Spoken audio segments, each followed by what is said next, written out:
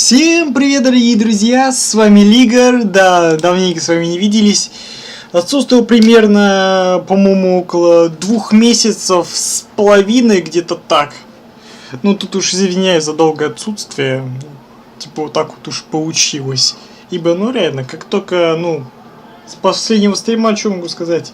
Контента по факту уже тупо не осталось, по сути, что... Весь контент, что был, уже закончился. Вот с выхода Фонтейна у нас тут дохера чего появилось. Ну, в общем говоря, будет весело, будет во всяком случае не скучно. В общем говоря, постараюсь больше не пропадать. И к стримам, собственно говоря, возвращаюсь. Собственно говоря, что? У нас сегодня целую неделю будет стримы каждый день, поскольку выдался мой случай. Так что я могу, удачный случай, чтобы постримить даже каждый день. Вот, как-то вот так вот. Собственно говоря, что, будем проходить сюжетку Фонтейна. Долгожданный выход Фонтейна. Во, какой красивый, красочный регион, блин. Ну, с Биошоком, конечно, не сравнится, но хотя Биошок будет покрасивее. Да, он все-таки небесный город, как-никак. Но здесь, во всяком случае, тоже красиво уходит. Даже подводный мир. Ну, в общем-то, ладно. Собственно говоря, что, будем сегодня проходить сюжетку Фонтейна. Ну, собственно говоря, что, вам желаю приятного просмотра. Мы с вами начинаем. Но при этом по сюжету мы должны попрощаться с Сумеру. И слава богу, блять, потому что это Сумеру уже просто заканала, блять, да окончательно, блять. Со своей, блять, пустыней, блять, подземными, блять, картами, все такое, пещерами. Боже мой, сколько всего. Вот, по-моему, я не знаю, какой будет Фонтейн, но Сумеру определенно, сука, большой регион. Большой. Карта здоровая просто. Ну, во всяком случае, что, наконец-таки это все у нас теперь позади. Так что пора двигаться в новый регион. Начинаем.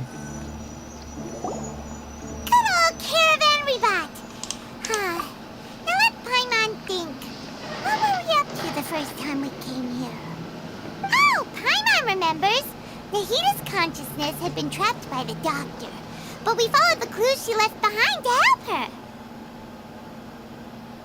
So much time has already passed since then, and it seems Sumeru's changing for the better now that Nahita's in charge, right?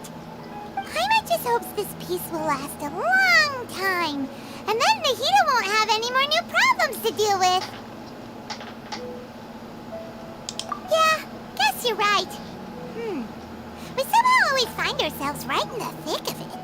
Who knows what will happen next? Come to think of it, maybe it's all because of you. Maybe you're just a magnet for trouble. Huh? Me? Before Paimon ran into you, Paimon never ran into any trouble. At most, when she was super tired, Paimon got caught in some strange whirlpool and sucked out into sea. And even then, you fished Paimon out. Anyway, for Nahita's sake, maybe we should think about heading to our next destination for now. Сейчас новый Фонтейн. Look who it is. Running into you in a place like this? I can see you two still love wandering around. Oh, it's Dia! Since when are we just wandering around? We're usually taking care of some serious business. Even though it may have nothing to do with our journey. But never mind that. What brings you here?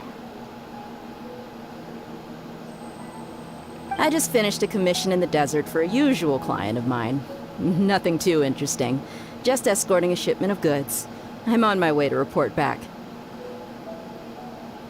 That's when I saw you two all the way over there, chatting away. What were you two talking about anyway? Huh? You serious? Can't say I saw that coming. But you are travelers after all.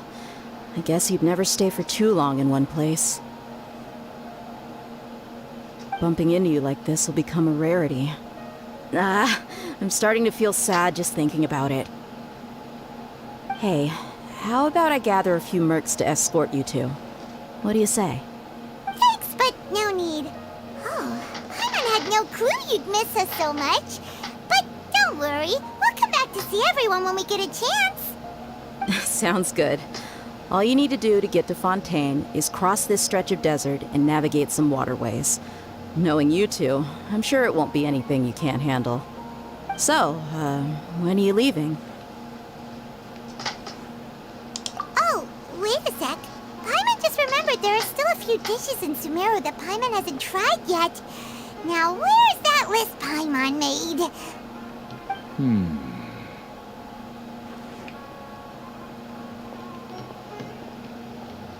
Да ну I щека. see. Guess you won't be needing a going away party or anything. It's sad enough to see you go like this. Though, now that I think about it, Sumeru wouldn't be what it is today without you. Seems true heroes always prefer leaving quietly. By the way, should we go say bye to Nahida? Ну да. Oh, good point. Then there's no need to bother her in the real world. Then, I guess this is goodbye for now, Traveler in Paimon. Whether as a client or a friend, you're always welcome to come find me. А еще увидимся. Goodbye, dear. Bye-bye, Sumeru.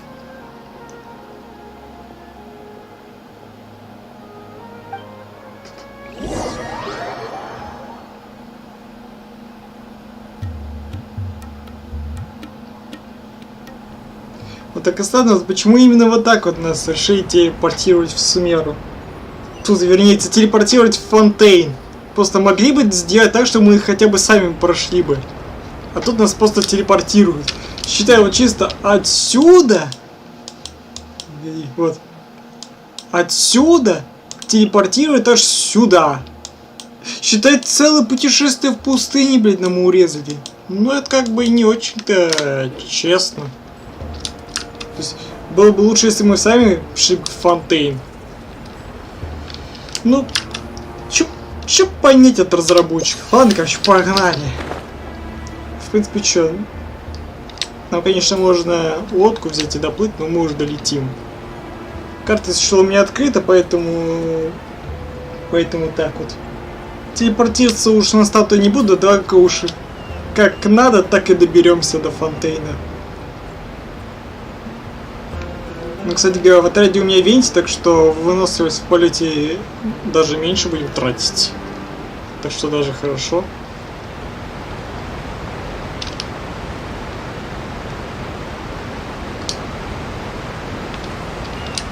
Шум прям от водопада вообще прям. Такой расслабляющий. Хотя и с СМРом, слушай. Вот чисто вот стать это рядом и просто ставить игру, блядь, и чисто слушать шум водопада. Вот это будет кайф.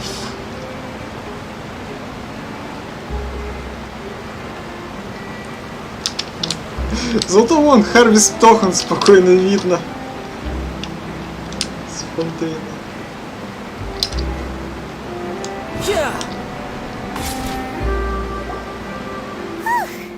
After crossing all that sand and water, we finally made it! Oh, this must be Fontaine's port! Wow! Everything looks so advanced in Fontaine! Paimon's heard that the industry here is extremely developed, and there are all kinds of unusual machines! Just seeing the sights as a tourist is nice, but maybe it would be better if we found something to do! What do you think? Good idea! Nahida gave us loads of useful information. Seeking out the Seven is probably still our best source for information at this point. Ой, да нахер не сдался этот твой брат, блядь, серьезно, вот нахер его искать, да пошел он нахер, блядь. Yeah, the more we can learn, the better. So, what do you think the Hydro Archon's like? Will we get along? Nahida said that she has a very unique personality, whatever that means. To learn about a nation's god, start with the nation's people. There seems to be some locals talking over there. Let's go see if we can join the party.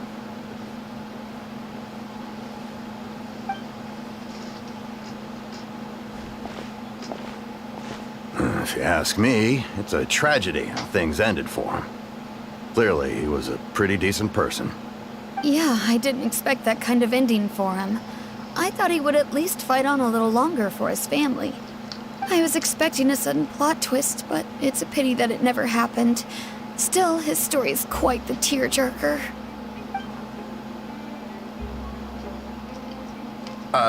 Excuse me. Can I help you too? I couldn't help but notice you standing here listening. Hi. We're travelers new to Fontaine, and we had something we wanted to ask, but you seem to be really busy talking about some kind of play, so we didn't want to interrupt. Play? Oh, no. We're talking about something that really happened. In fact, it's a case that was just heard a few days ago. Really? Like, a real trial? But the way you were talking about it and the words you used just now made it sound like some kind of story. Well, good tales are often based on true stories, aren't they? And what you see in reality may also be someone deliberately putting on an act while harboring ulterior motives. Whether something is true or not simply isn't that important. The main thing is whether the story being acted out on the stage is splendid enough. Oh, but it looks like you're not from around here. You probably don't know that the Fontaine Court of Justice is called the Opera Epiclese, or more commonly known as just the Opera House. Нормально у них там зал для суда. И театр показывают, и судят людей. Гениально! But, shouldn't court cases be treated a little more seriously than that?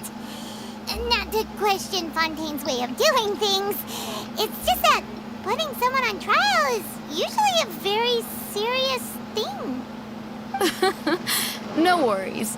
Other visitors to Fontaine have wondered the same thing. You could say that we just don't want to waste the moving stories behind those cases. And as for your worries about whether the cases are treated with due reverence, we have the absolutely just and honorable Chief Justice Neuvillette, as well as the Oratrice Mécanique d'Analyse Cardinal, a machine created by the Archon. Between the machine and the Chief Justice, false charges and injustice are a thing of the past now. Oratrice? Is it some kind of machine too? Oh, Paimon's curious. We should check it out if we get the chance. Wait, Paimon almost forgot to ask you our question. Do you know what we should do if we want to meet the Hydro Archon? Oh, that's easy. Just go to the Opera House. Lady Farina practically lives there. You could definitely say it's her biggest passion. Huh. I think what they mean is that they wish to speak with the Archon personally. In that case, I'm afraid it's going to be a tad more difficult. You'll have to make an appointment well in advance, and it'll depend on whether or not she has any time slots available. Huh. Is the Hydro Archon super busy taking care of official stuff? Wait, didn't you say that she's always at the Opera House? No. Lady Farina seldom takes an interest with the nation's affairs. The reason it's difficult to make an appointment is simply because she's incredibly popular. That's right. After all, she is the Archon. Though she may tend to get a little dramatic from time to time, people can't get enough of her. Huh. First time Paimon's ever heard of an Archon being described that way before. Wait! Paimon gets now!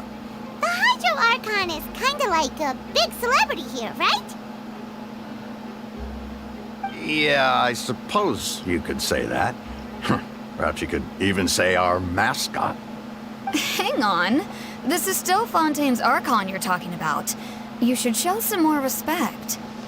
Yes, you're right. I guess I should at least try to be a little more respectful in front of visitors. Otherwise, I might get arrested and find myself face to face with Monsieur Neuvillette. Come on. Sure, there's a lot of laws here, but nobody's going to be arrested for saying something disrespectful about the Hydro Archon. Alright, I think we get it. Thank you! At least we now know that we can find the Hydro Archon at the Opera House. But who knows how long making an appointment will take? Guess we could have a look around the city in the meantime. Да не только город, весь регион могли What are you looking осмотреть. over there for?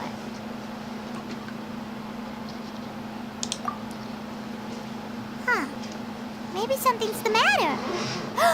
She isn't going to jump into the water, is she? Maybe we better go check on her. Ну да, подойдем к суициднице.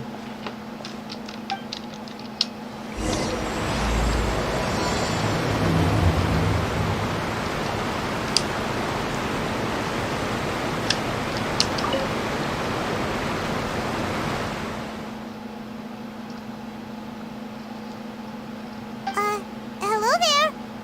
Excuse me. Are you alright? Huh? I'm fine. Thanks. Oh, okay then. We just noticed that you seem to be worried about something. About many things, actually. But there's nothing I can do but just keep my troubles to myself. I was just reminiscing about a place my brother and I would play when we were kids. It was just atop that hill over there. See? You're pointing at the sea. Wait, are you saying that you and your brother lived in the water? No, people call the waters around Fontaine a sea. It's actually just an inland lake that's filled with fresh water. And no, I can still see that hill clearly in my memories. Now, it's been completely submerged. He would skip and jump, tossing sand in the wind. The sun shone brightly, and the air was filled with the scent of the sea. But now, the water is gradually swallowing our memories. It won't be long before it swallows us. Sorry. Paimon doesn't really get what you mean. I don't believe we've had the pleasure of meeting. Are you Lynette's new friends? Oh, and you are? Thanks for looking after my sister. She often comes here to reminisce about our childhood, that's all. There's no need for any concern. Allow me to introduce myself. I'm Linny, and this is my sister Lynette. If I had to guess, I'd say you must be travelers from abroad. Nice to meet you. Paimon is Paimon, and this is the Traveler. We just arrived in Fontaine. We were just talking with your sister. Even though we didn't really get what she was saying. I see. It's unusual for Lynette to be so willing to talk with anyone. In fact, she seldom speaks at all. I'm usually the only one she ever talks to. Oh, really? Then you two are just like us. Paimon's always the one talking for some reason. По сути, правда. Потому что, блядь, всю игру за нас базарит Паймон. Люмка за этого молчит. Может, пускай Люмка будет уже говорить, а Паймон будет молчать? So that's how you think it is? I also think my brother can be too talkative at times. Seems you were right, Paimon. We are quite similar. So, what did Lynette mean just now when she said that the water is engulfing your memories? And that it won't be long before it engulfs you too? Oh, that. It's from a prophecy that's been circulating in Fontaine for some time now. Well, I suppose prophecy isn't exactly the right word, because that implies a certain amount of uncertainty. There's no doubt about what's happening in Fontaine now. Where to begin?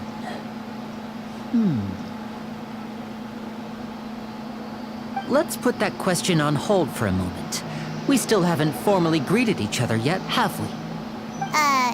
Did all the introductions earlier not count? Hello, traveler. Ну, такой себе рук уже девки.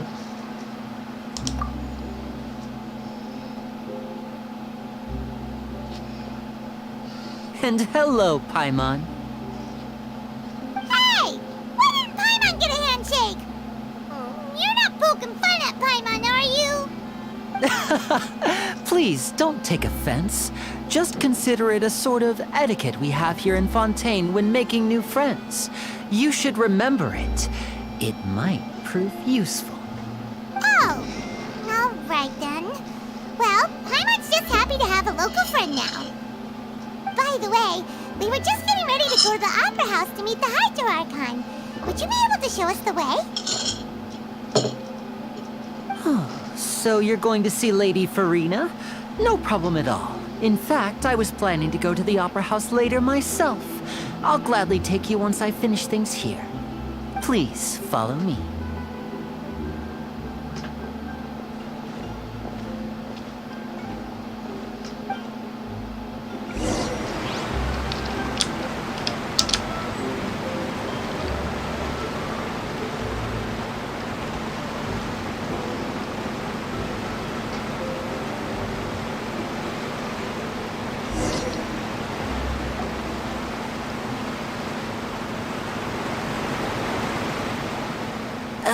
You said you were going to see Lady Farina?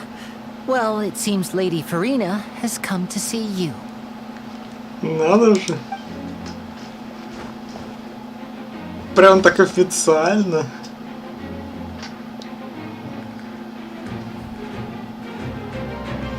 Да какая.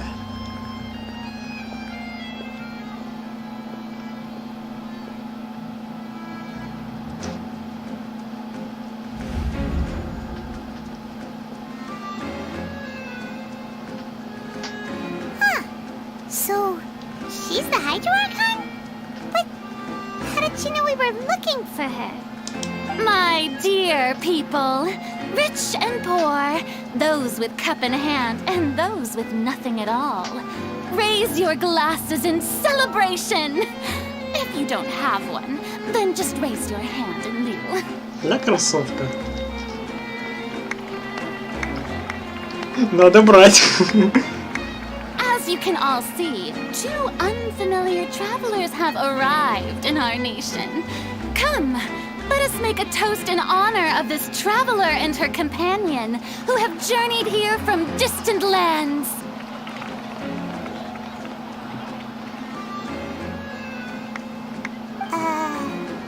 Is she talking about us?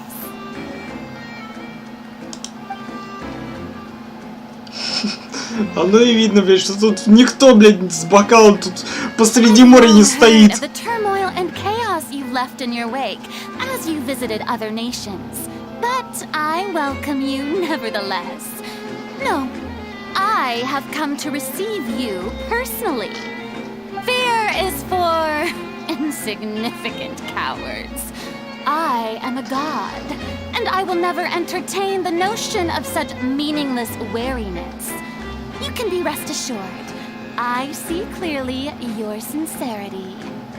Of course, seeking an audience with me is the most sensible thing to do.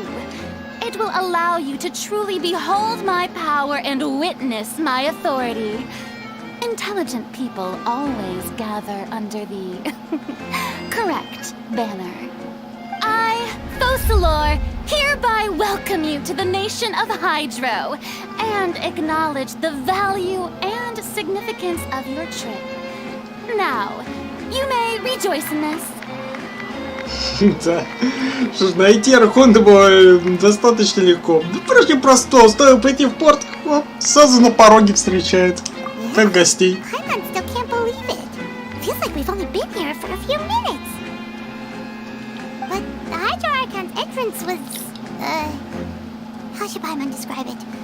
A little over the top? Miss Hydro-Archon? How did you know we were coming? I see. As Outlanders, you inevitably lack even some of the most basic understanding. Don't forget that even the gods can be divided into the mediocre and the excellent. I suppose it's only natural for you to be awestruck by my abilities. You had best stop and consider. Do you really have the noble qualities and etiquette necessary to communicate with a god? Вот крысёныш, All блядь. it takes is a flick of my finger for me to know everything about you. Способности к крысячеству у нее Talk имеется. about sounding high and mighty. Втайне следить за людьми. Вот послала там паренька прогуляться где-нибудь там по Сумеру. Услышали, что мы якобы тут с Фонтейн собирались. Он такой, надо пойти донести, блядь.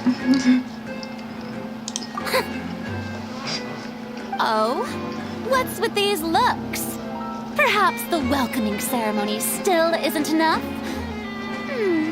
What else should I say then? Да не, нормальная церемония, ну что ты, официальный визит считай. Встречают у порога, нормально все. Че и не устраивает?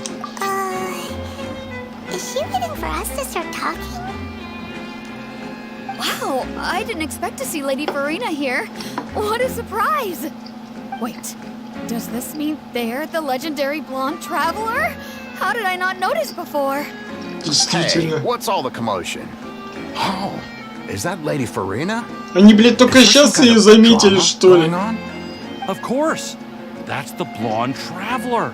The one all those stories are about. Lady Farina came here to personally see her. Oh, I bet this is going to be the duel of the century.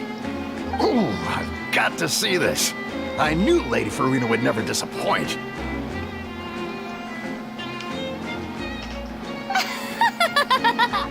Yes, but don't get too excited now. My dear believers and spectators alike tend to get quite rowdy, and despite the noise, I've come to tolerate all their ruckus.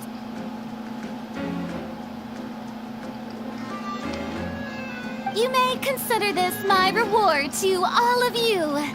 I have determined that there will be an epic duel between myself and this traveler from another land, just as you were hoping to see.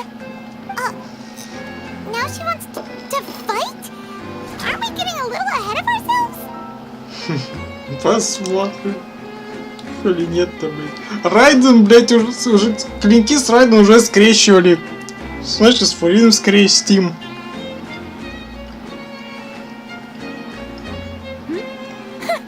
Are you not afraid? Might I remind you that this is a duel against the divine? What are you trying to do, traveler? Provoking a god in front of her people? Stand down, Clorend. I admire her bravery. Few have the courage to draw their sword against a god. She is obviously a true warrior. Unfortunately, people nowadays only crave to be thrilled, and a mere duel will not slake their thirst for excitement. Oh, yeah, she's right. Just a duel wouldn't be all that interesting. On Araneus, criminals are always requesting duels to defend their honor. I'm getting a bit old, to tell the truth. You see. Then, as the god of justice, I shall face this traveler in another kind of duel. A duel in court!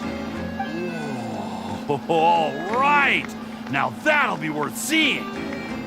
Right. This is Fontaine, after all. Such a grand opera house, it would be a pity not to use it. Why do you care so much about the crowd's reactions? Seems you've spent a little too much time in the opera house. Besides, how exactly do you plan to have a duel in court? You mean you're going to put us on trial? Да, мы тут буквально только что прибыли. Oh, we have reason to put you on trial. It's obvious, isn't it? According to Fontaine law, no one is permitted to release any flying objects within Fontaine city limits during the first 3 days of each month. You are clearly guilty of violating this law, no? Так, ну все, пойман остается всю меру. They've done wrong. That's our Lady Farina. No one knows the laws of Fontaine like she does. You call that obvious? What kind of law is that? Wait, flying object? You mean Paimon? Все, пойман остается в Сумеру. Все, иди там это, дальше тусуйся там с Дехи, там она тебя там примет, там приобнимет, все такое, вот тебя Нахида убаюкает. Все, оставайся в Сумеру, а мы пойдем в одиночку в Фонтейн, блядь, с Фуриной дальше дуэлиться. Precisely. Now, if you two have no objections, then in the name of the Hydro Archon, I order your arrest. My apologies, Lady Farina. I don't mean to spoil the fun. But if you would allow me to interject, I don't think that Paimon here meets the definition of a flying object. You tell her, Linny! Finally someone who's not crazy. How could anyone call Paimon a flying object? По факту она же летающий объект, консерва все-таки. Great magician Linny, my beloved citizen. I'll permit you to object. But how exactly do you plan to prove your claim? As a magician who just rained on your parade, I naturally should shoulder the responsibility of saving the show. So, with such an audience gathered here, allow me to perform a trick for everyone.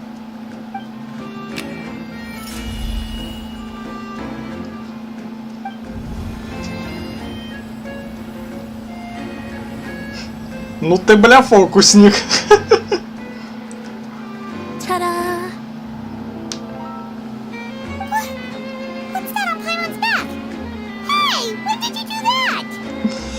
Не, ну а чё? Собачка, считай. Это не шарик, это, блядь, собачка, ебать. Пойму же у нас собака. Точно, блядь. Это, блядь, не шарик, блядь. Это не то, что консерва, блядь. Это, блядь, собака, блядь. Консервированная собака, блядь.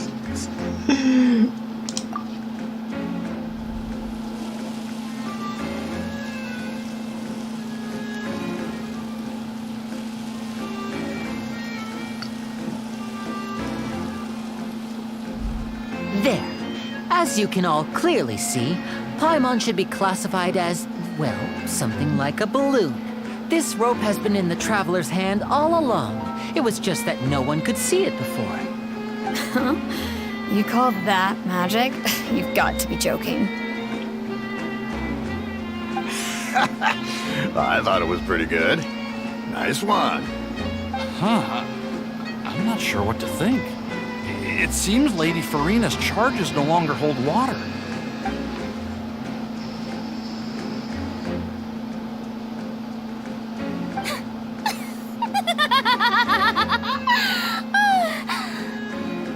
Amusing. Very amusing, Linny. Just the sort of unexpected twist that I enjoy. With you here, today's performance can finally be called complete. Performance? You see all this as a performance? In which case, consider the matter of your trial resolved. The god of justice will not bring charges against an innocent person. But when there are valid grounds, I will not only judge travelers from abroad, but even the gods of other lands. I look forward to seeing your upcoming performance at the Opera House, Mr. Linny and Miss Lynette. That's enough for now. Toodaloo!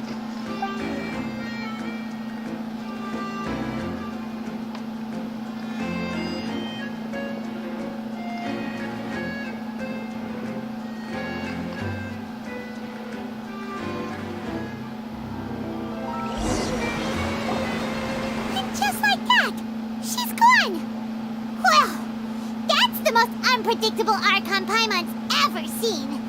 You never even had a chance to ask her anything. But that's a problem for future Paimon. That whole scene just now was really... Don't mention it. I just happened to remember that there was such a law, so I did a little preparation, just in case. I didn't think it would actually come in handy. So, now do you see what kind of god Lady Farina is? She can be a bit confusing at times, but she is still amenable to reason. Anyway, Paimon had no idea you were a magician, Linny. It sounded like you'll be performing at the Opera House, right? I just know a few simple tricks I use to make a living. Lynette is my assistant. It will actually be my first time performing on the most prestigious stage in Fontейn, the Opera House. But isn't the Opera House where criminal trials are held in Fontейn? When there are no public trials being held, the Opera House hosts a variety of other performances. To the people of Fontейn, the line between a trial and a performance can be a little blurred. And speaking of performances, I would be remiss to forego this opportunity gifted by fate. Might I invite the two of you to see my performance? My brother's always excited to make new friends. Oh, sure. We don't really have anything to do now, and we wanted to go to the Opera House anyway. Splendid. In that case, why don't we go together? I'll show you the way. I just have something to take care of first. Oh, you really mean it? Then I'll take you up on your offer. This is a magical item known as a magic pocket. Perhaps you can help me distribute them to the people here. На сумку похоже. Huh? What are they going to use it for? About that... You asked me before about the prophecy, right? Let me start by telling you a little more about what it entails. I'm not sure exactly when it began, but a prophecy has been circulating around Fontейn. It says that every person in Fontейn is born with sin. No matter how the nation of justice holds trial after trial, this sin cannot be absolved. Until one day, the water levels in Fontейn will rise, and the sinful people will slowly be drowned. In the end, the people will all be dissolved into the waters, and only the Hydro Archon will remain, weeping on her throne. Only then will the sins of the people of Fontейn be washed away. That sounds pretty gloomy. Why are people in Fontейn born with sin? What is that supposed to mean? There are lots of guesses. Some say that the ancestors of Fontейn stole the power of the seas and stirred its wrath.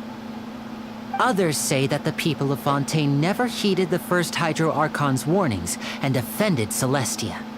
But here in Fontейn, evidence is what matters. There hasn't been concrete evidence for any of these claims, so they can only be regarded as conjecture. If even the people in Fontейn don't know what sin they committed, wouldn't it be better just to ignore the prophecy completely? Why bother feeling guilty all the time? That's exactly what the people did at first. But in the last few years, the water levels in Fontейn have actually started rising.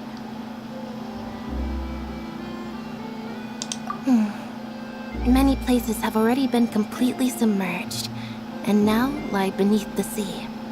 Many people carry on with their lives as before and shrug it off as a natural phenomenon.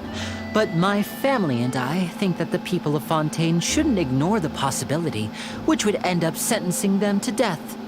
We hope that at least the people who reside near the waterfront can move away before it's too late. So, we've started distributing magic pockets to them.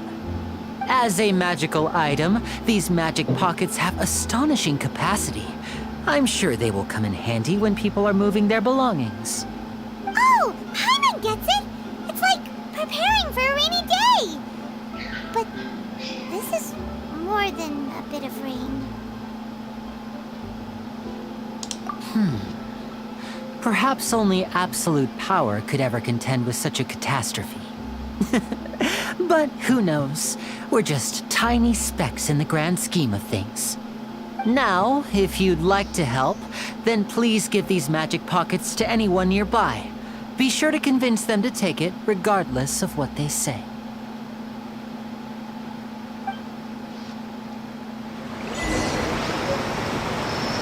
Так, как вода исчезает, что-то там.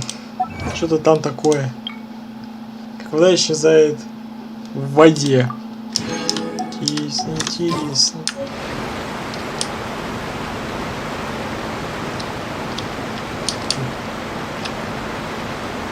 Да, какой робот? What's this? So you also believe in the prophecy. Keep it. I won't have any use for it. What? You mean you don't believe in the prophecy? No, I believe in the prophecy. But I also believe in another story. The story says that people once lived in the ocean. They were one with the ocean and couldn't live apart from it. But as time wore on, people desired to live on land and developed blood vessels and encapsulating the sea within their bodies. Thus could people set foot on land. So, if you ask me, when water rises and takes us all, it'll be like we're going home. Oh, we hadn't heard that one before. But people can't live underwater. They'll die. You should probably still take it. All right, I'll take it. I guess I just feel that being dissolved into the water doesn't necessarily mean death.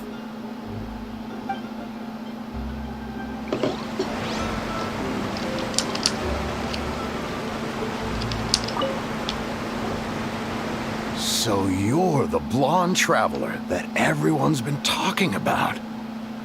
My apologies for not recognizing you earlier. Oh, a magic pocket?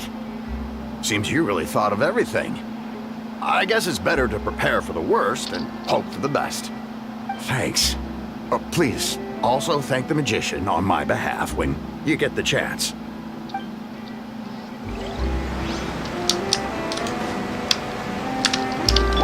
Yahoo!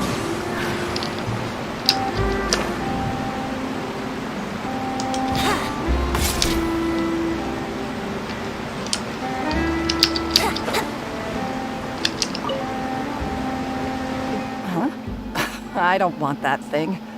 Way I see it, if the prophecy's true, it's still gonna be a long time before the water can cover everything.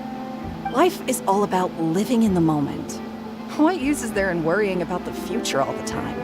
We'll cross that bridge when we get to it. You should still take it. You never know when it'll come in handy. Oh, all right, fine. Thanks. It's just that if I start moving, that means I've already given up on the life I have now. I'd really rather not.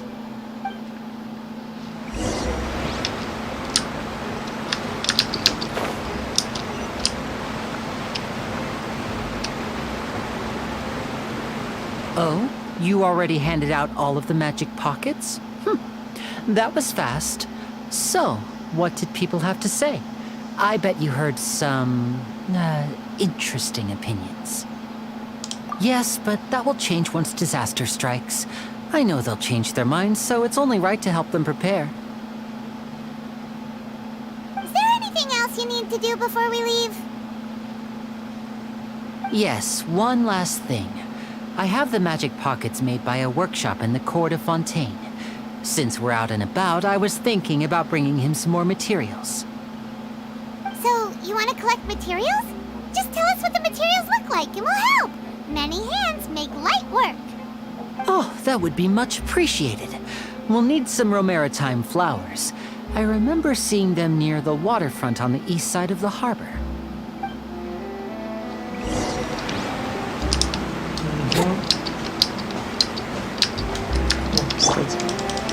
Порубим деревья. Если, конечно, эти не рубил. Париж срубил. Все равно никогда не знаешь, когда деревья пригодятся. Особенно для чайника. Я, кстати говоря, так и не начал делать новые постройки в чайнике.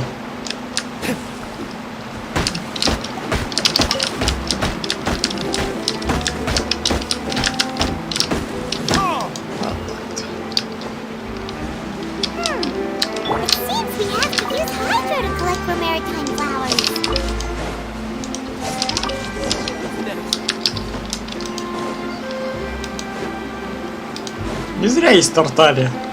Тем более уже скоро как раз его баннер стартанет. Может как раз будет попытаться выбить лук для него. You made quick work of that. I can tell you're an experienced traveler. I've also finished collecting a few here. Maybe next time you'll feel like helping too, Lynette. No way. I'm in power-saving mode today. Otherwise, I fear I may not have any energy left for the performance at the Opera House. Fine. Though the performance is still a long way off. Now that we're finished here, we should get ready to head back to the court of Fontейn. So, we're going to the court of Fontейn before we head to the Opera House? Good. Paimon wants a tour of Fontaine's largest city and try... Жалко, по пути рассказ не послушаем. Wait, shh. Have you noticed that person over there? The young girl.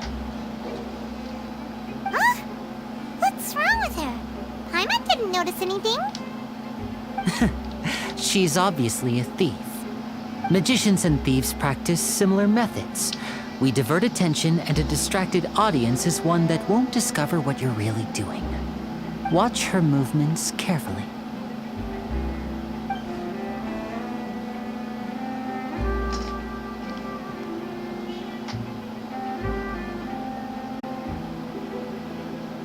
All right, let's go.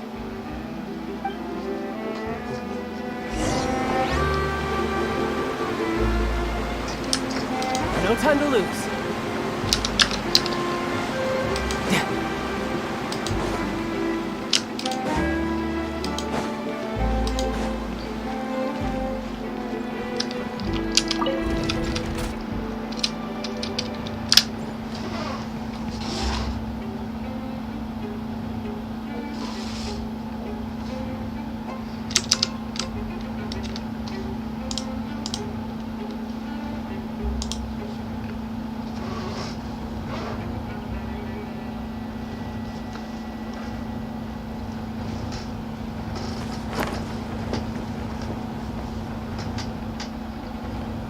Долговат такой лифт.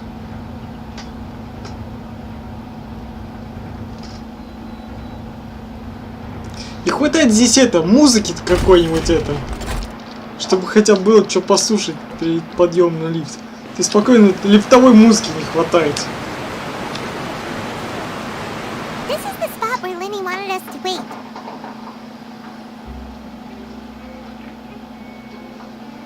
Ладно. Oh, look! Isn't that her?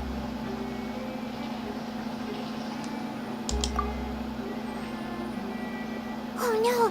Did she notice us? She started running the other direction! What should we do? Should we chase her?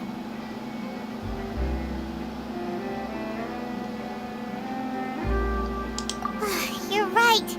She might also be trying to lure us away.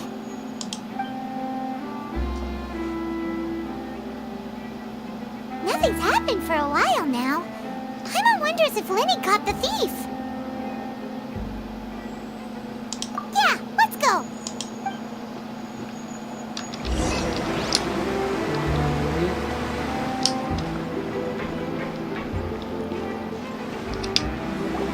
Are you sure that's all she took? You should check to make sure you're not missing anything else. No, that was all. Oh, I can't thank you enough. I didn't notice a thing earlier. Anyway, I should be going now. Thanks again.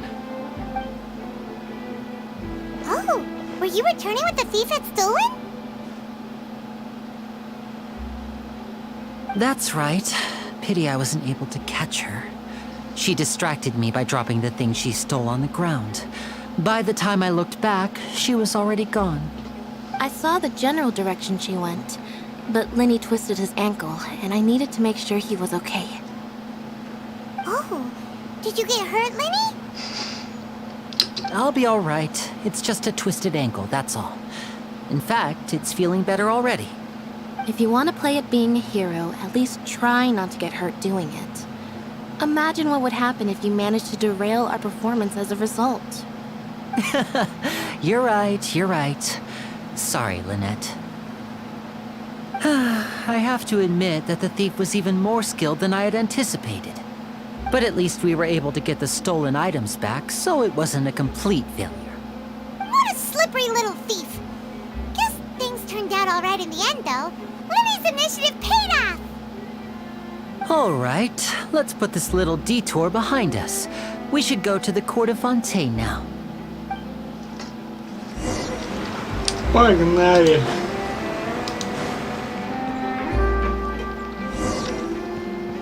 Жалко, говорю, историю не послушаем. Мы здесь сюжетно попадаем в Фонтейн.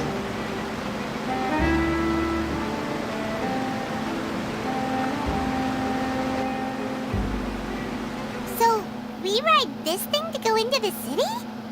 What an ingenious way to get around! People in Fontaine really know how to use water! This is an aquabus. It allows people to travel between several key locations around Fontaine. It's pretty convenient, but the ride can become a little dull after a while. The scenery is always the same. That's why it's better to travel with friends. So you mean it's still boring even when I'm riding with you? No, that's not what I meant. It's just that, well, you don't really talk that much.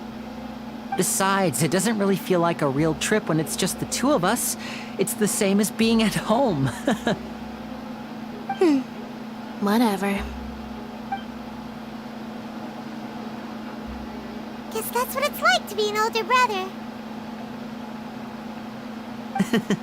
It's about time for us to leave. Let's get on board.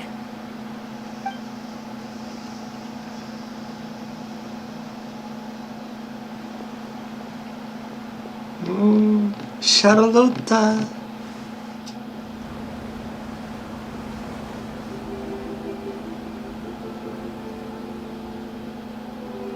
Huh? What? Traveler! Paimon! Charlotte! Oh, I never guessed I'd bump into you while riding the aquabus. In the story of my life, this is big news. What are you doing in Fontaine? I didn't hear anything about you paying us a visit. Yeah, it's quite the coincidence. But as travelers, we're always on the move. It's not surprising that nobody knew we were coming. Though we still have no idea how the Hydro Archon knew about us. Oh, let Paimon introduce you to our new friends! Oh, no need for introductions, Paimon. I would recognize the great magician Linny and his assistant Lynette anywhere. I wouldn't be much of a reporter if I didn't know who they were. It's a pleasure to meet you. I'm Charlotte, a reporter for the Steambird. Nice to meet you. From the Steambird, huh? We've often relied on your paper to promote our performances. It's an honor to meet you. Now that everyone knows each other, Fontaine suddenly doesn't feel like such an unfamiliar place. So, what have you been up to lately, Charlotte? Any big news? Not too much. When there isn't any breaking news, I mainly cover the trials at the Opera House. You can still manage to keep readers' attention as long as you tell things from a clever enough angle, even if it's the same old topics. For example, reporting on how a scammer once deceived vulnerable girls into relationships, or how a financial criminal was once so poor that they ate a single piece of bread for 5 days.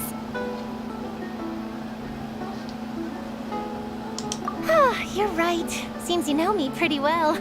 What I'm really after is exclusive, sensational news pieces that could shake the country.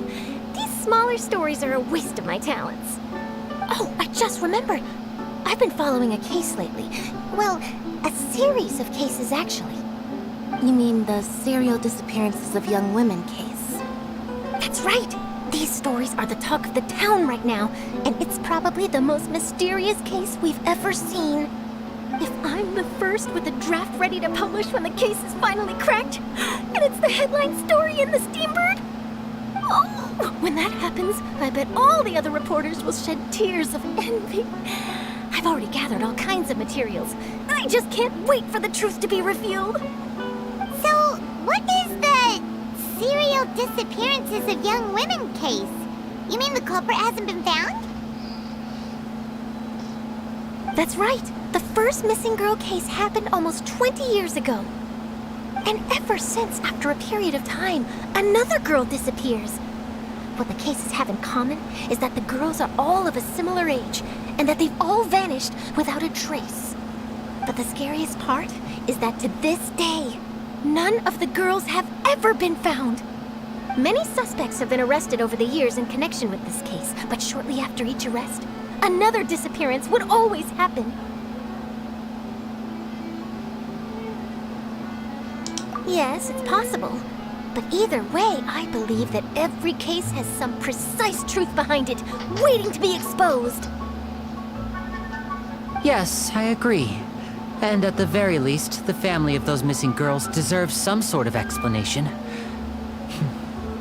I just imagined for a second what I would do if Lynette were to suddenly disappear. I'd pay any price to get her back, and then find a way to track down the culprit. Please don't imagine that, Lenny.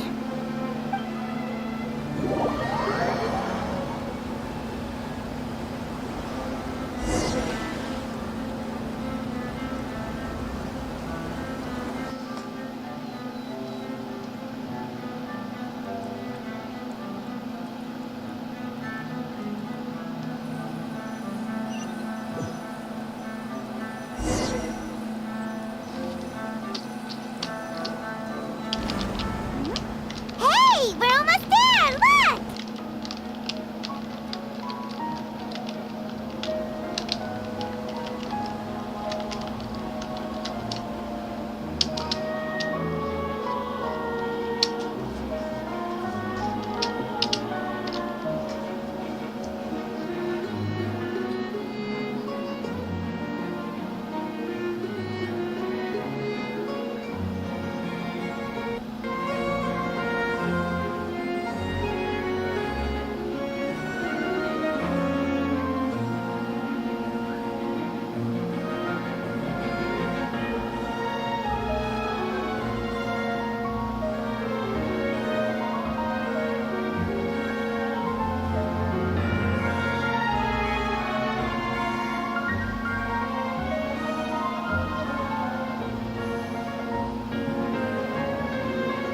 Well, I really enjoyed chatting with you. Life should be full of pleasant little surprises like this. Yeah, us as well. The ride went by too quickly. I have an interview to get to. I should get going before I'm late. Okay, Paimon hopes we can chat again soon, Charlotte. See ya! Bye now. Oh, be sure to stop by and see me at the Steambird when you have time. What a tough job. Always running around and interviewing everyone? Well, where should we go now? If you don't mind, how about we stop by my home first? Besides, I still have all the materials we collected. Sure, we wouldn't mind at all. This city is so huge, Paimon wouldn't know where to start anyway.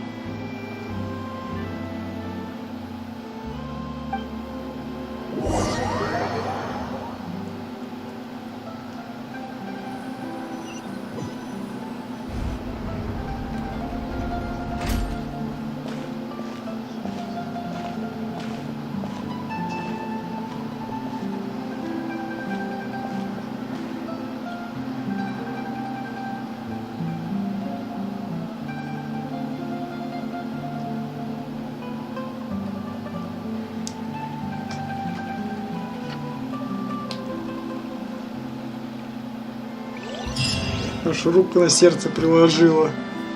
Что мы, блядь, наконец-таки в Фонтейне, блядь. Спустя стольких лет. Ну ладно, не лет, а годов. Все же 2 года прошло. Уже 3-й год игры.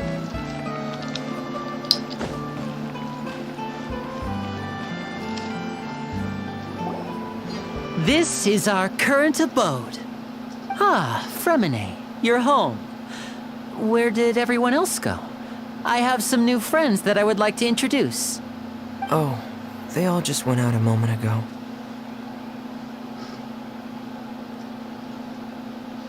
I see. Everyone is getting busier now that Father will be returning soon. I suppose that can't be helped. Allow me to introduce you to my little brother, Fremine. He is a phenomenal diver. Hello. Депрессивный пацан. Paimon is Paimon, and this is the Traveler. Oh, you sound very proud to have a diver as a brother, Lenny. Талантливая семья, которая ходит в чулках, блядь. Заебись вообще. Тем более чулки носят только одни пацаны.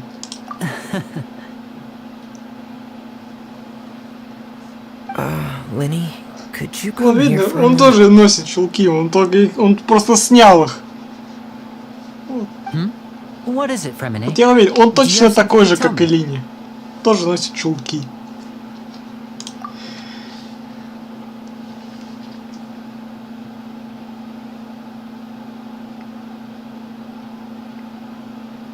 Okay, I see. Только Линетта адекватная, Is более-менее. everything alright? Oh, it's nothing. We were just discussing a little housework. Sorry for the interruption. Oh, before I forget, the Traveler and I collected more materials to make magic pockets. Were you able to get any, Fremine? Yes, I went diving and gathered lots of materials. I was about to give them to you. That's our Fremine, always quick with the underwater work. All right, I'll take these to the workshop.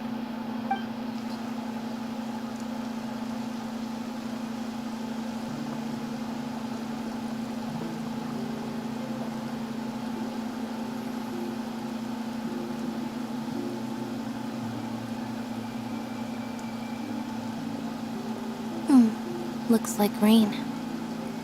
Oh, you're right. But wasn't it clear and sunny just a moment ago? Fontaine's weather sure is weird. I'm afraid that's just how it is here.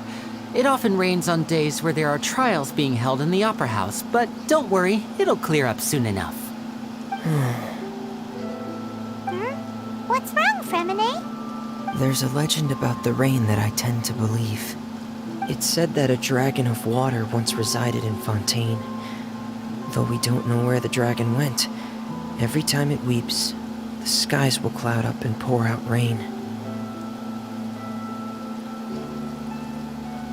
When I was a child, my mother told me that if I wanted to go outside and play, I should yell toward the sky at the top of my lungs. Hydro Dragon! Hydro Dragon! Don't cry!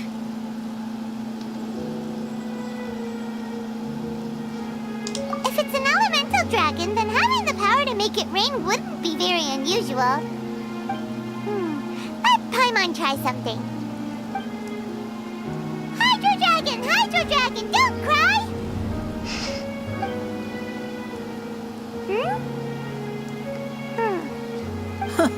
Doesn't seem to be of any use. It is just a legend after all. Да не в этом дело. You know, you might be a more popular magician if you understood the concept of romanticism.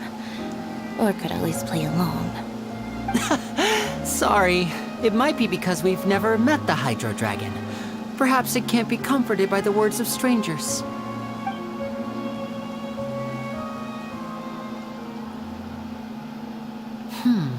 It rained for longer than I suspected. Oh, it's already getting late. Was there something you needed to do, Linny? Yeah, some preparations for the show at the Opera House. I need to find a way to catch the last aquabus of the day.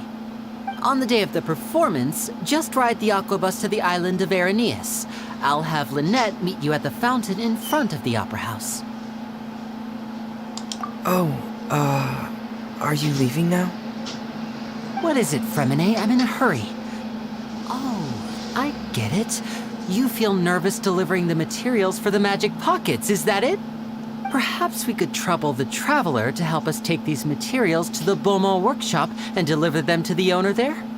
I'm afraid that Fremine can be quite introverted, and the boss there tends to be pretty talkative. Fremine has always been a little afraid of her. No trouble at all. Don't worry, we're on the case. Sorry for the inconvenience. I'm quite useless when it comes to such tasks. I'll think of a way to make it up to you. Oh, no need. This will be a walk in the park for us.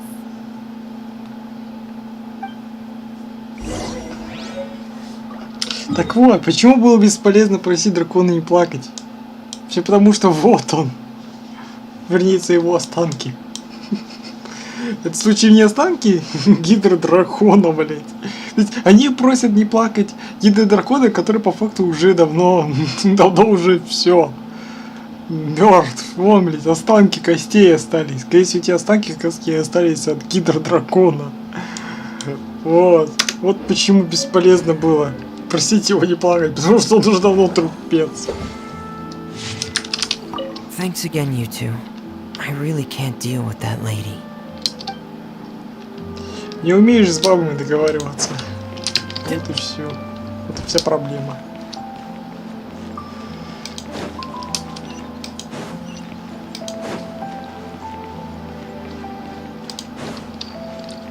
единственная в мире кузница, где кузнец не мужик, а женщина.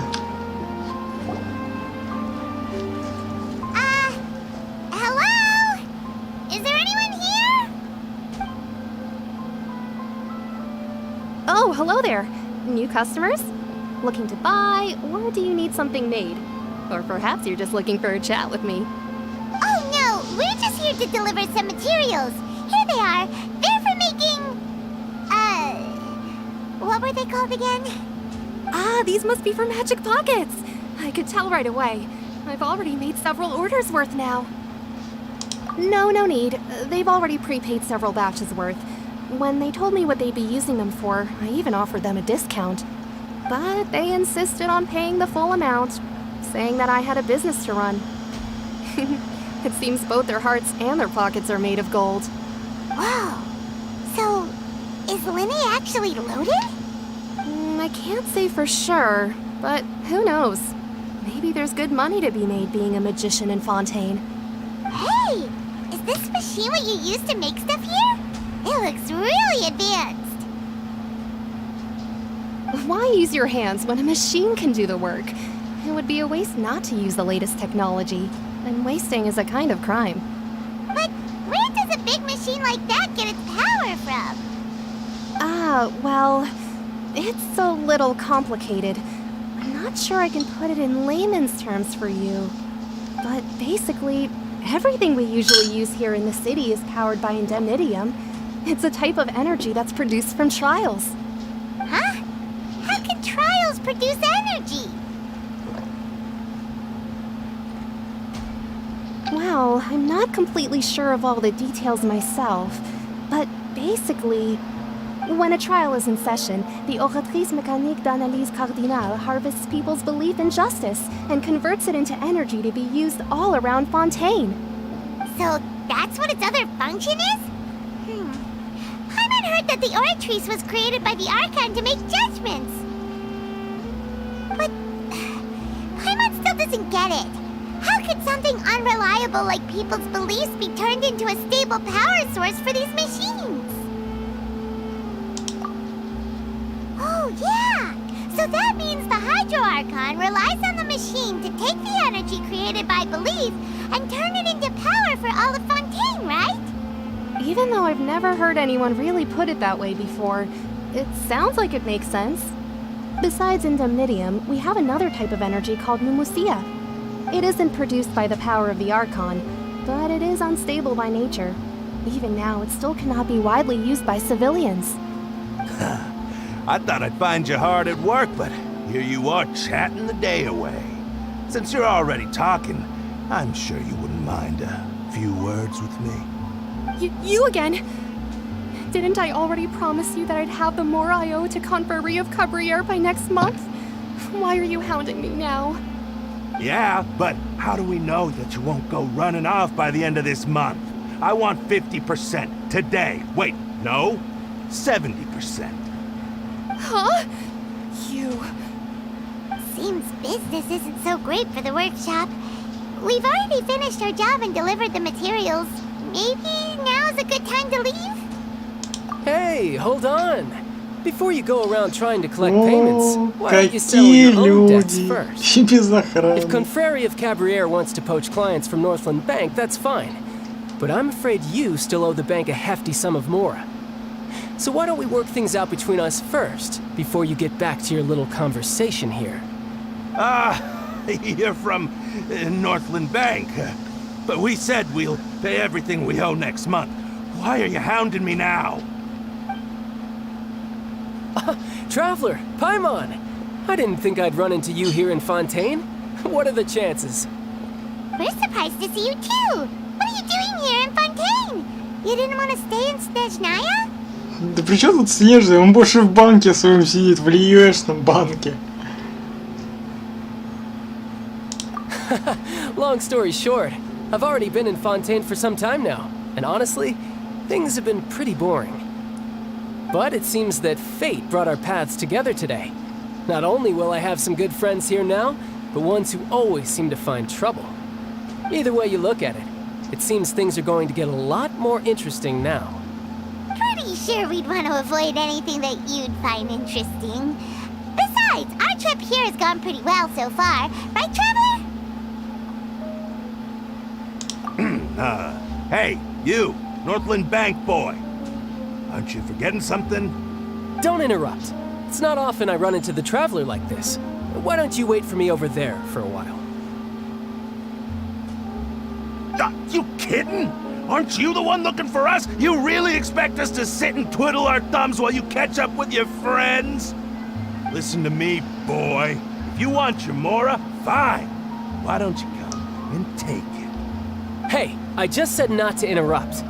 Oh, by the way, Traveler, the last time I took Tonya and Tusser ice fishing, Tusser said, Hey! That's way over the line! All right, boys, let's see who has to pay up now! Can you at least let me finish one sentence? Fine. Though the bank told me not to get rough with our clients. You're the ones who started it. This is an act of self-defense. You two will have to be my witnesses, okay? Конечно. I'm sure this won't take long.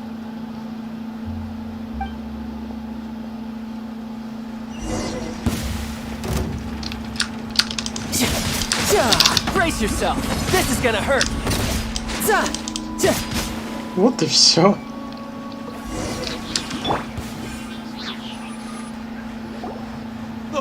What's your deal, Brad? How are you so strong if you're just a staffer from Snezhnaya's Northland Bank? Wait, don't tell me you're... Oh, now you notice. It's a little late, don't you think? Just make sure you understand that you don't mess with Northland Bank.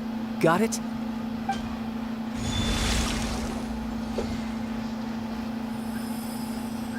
Huh? Now's my chance! Шанс получить по роже.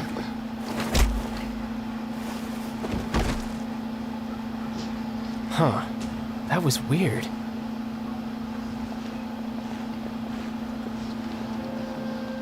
I'm not sure.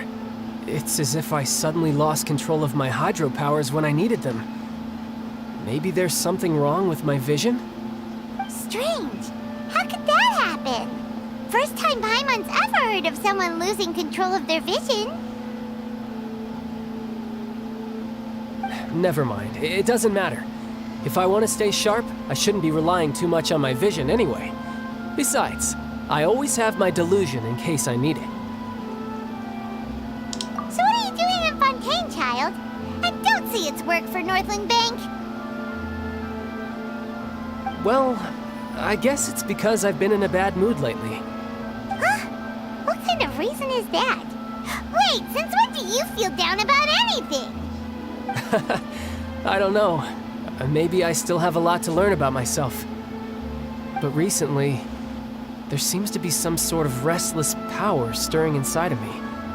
And I don't know why, but every now and then I feel like I'm in a terrible mood. Maybe you losing control of your vision just now is connected with that power you're feeling inside. That is a possibility. I can't remember if I ever mentioned it before, but when I was 14, I fell into some unknown abyss. It was during that time I learned nearly all of my abilities. The one who took me under her wing and taught me was named Skirk. She was always quiet and very mysterious. Nobody knew where she came from or what she had been through, and she was always very strict when teaching me combat techniques. One time, I asked her why she was willing to take me on as an apprentice. From what I could make of her answer, it was because I had awakened it, and traces of it remained on me. She said that all my combat training would be useful in the future. But what is it? What did you awaken? She never explained that, but my guess is that it's related to a dream I saw when I had just fallen into that abyss. In my dream, I was in the deepest depths of the sea, and the boundless seabed was all around me. But in front of me appeared a whale that was so massive, I felt like I couldn't breathe. A whale? Oh, that sounds familiar! When we fought bad against you before? You summoned a huge whale that seemed to leap at us. Is that the one?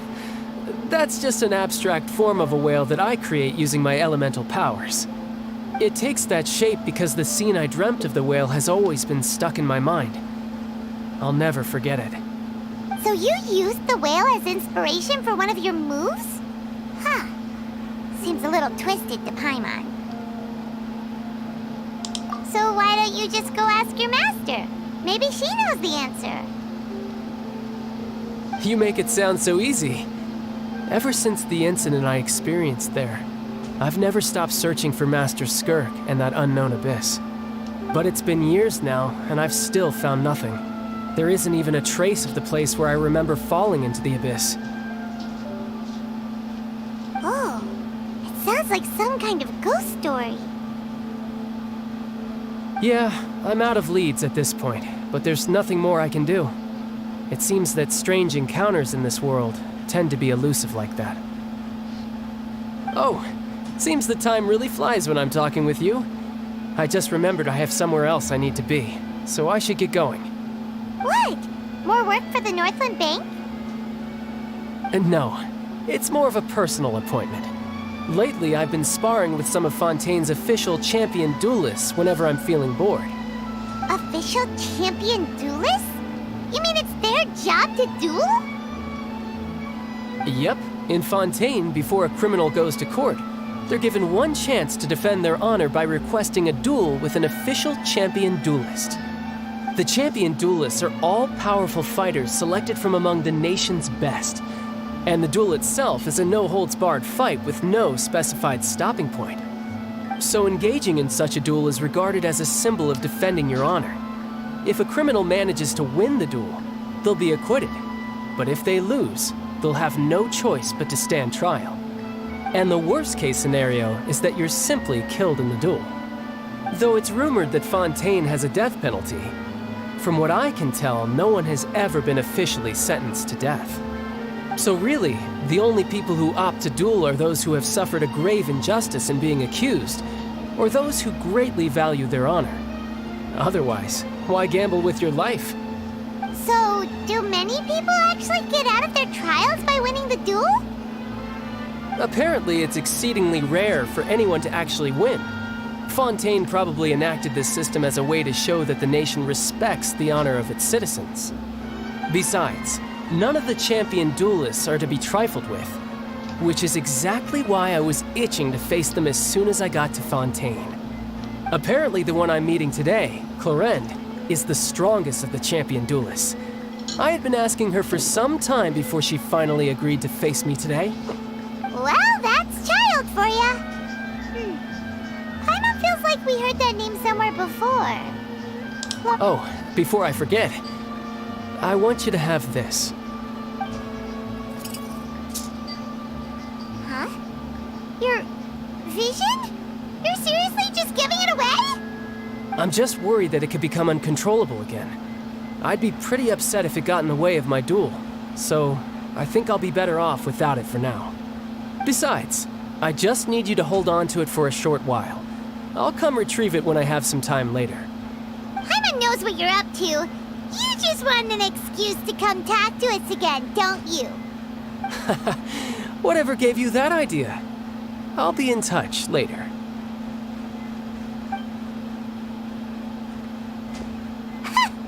That sneaky guy. He said he's been feeling down lately, but he seemed the same as ever to Paimon. Well, since we don't have much to do for now, we might as well walk around and see the city before Lenny's performance.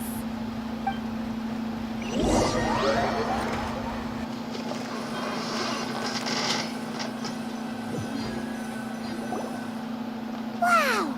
Who could have seen that coming?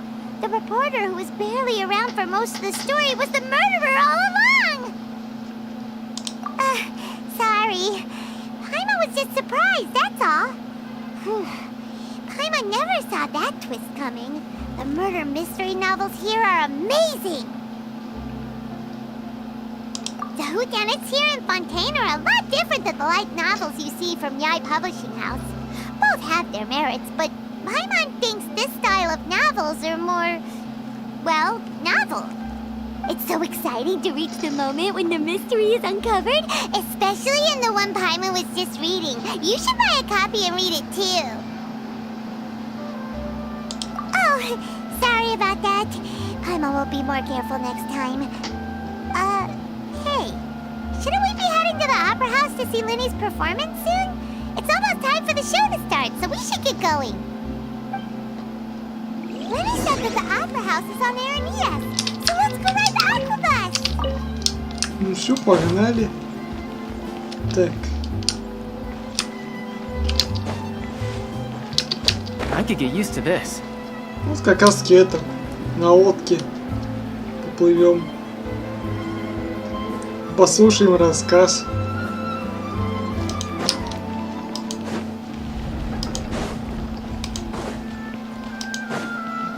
No time to lose.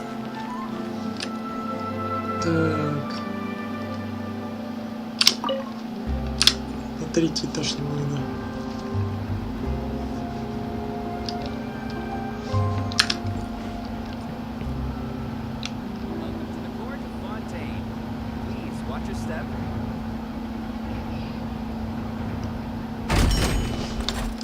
Я в противоположную сторону. Ну все.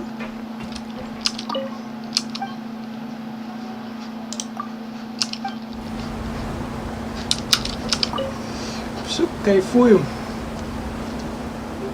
Hello, passengers. I am your tour guide for this trip, Alfan. We are now heading to Erinias. Many people are tried there and sent to the fortress of Meripede. But passengers needn't worry. Life in the fortress of Meripede may be a good thing for certain groups of people.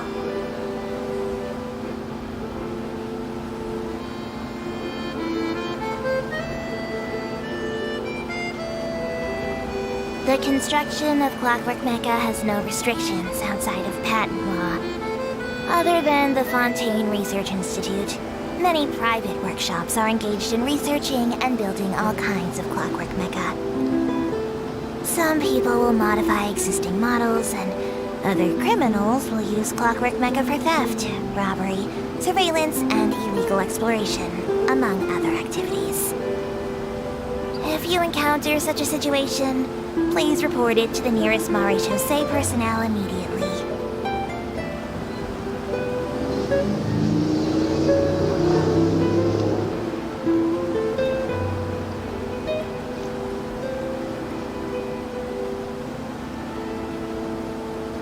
We are now arriving at Marcotte Station, where this journey ends. Any passengers interested in taking a commemorative photo of their Aquabus journey are advised to do so at the Court of Fontaine Station on the Clementine line.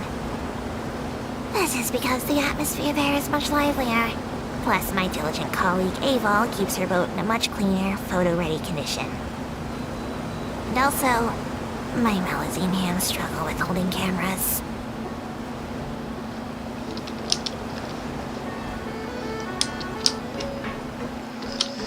Хорошо покатались. Так, аквабус. Да, это аквабус называется. Ну все. No time to lose. Поскакали дальше.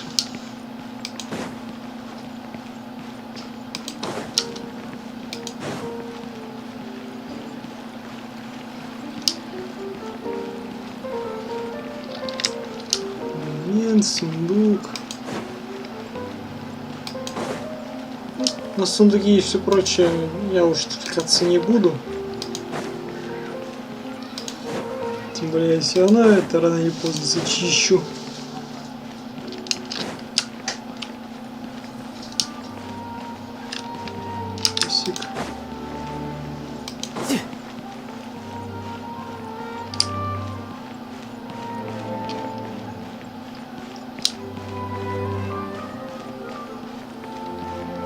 И только вдалеке замечаем ветряную башню, которая хрен пойми в каком патче откроется. Но вот эти вот водные кубы, насколько я понимаю, они откроются в следующем патче.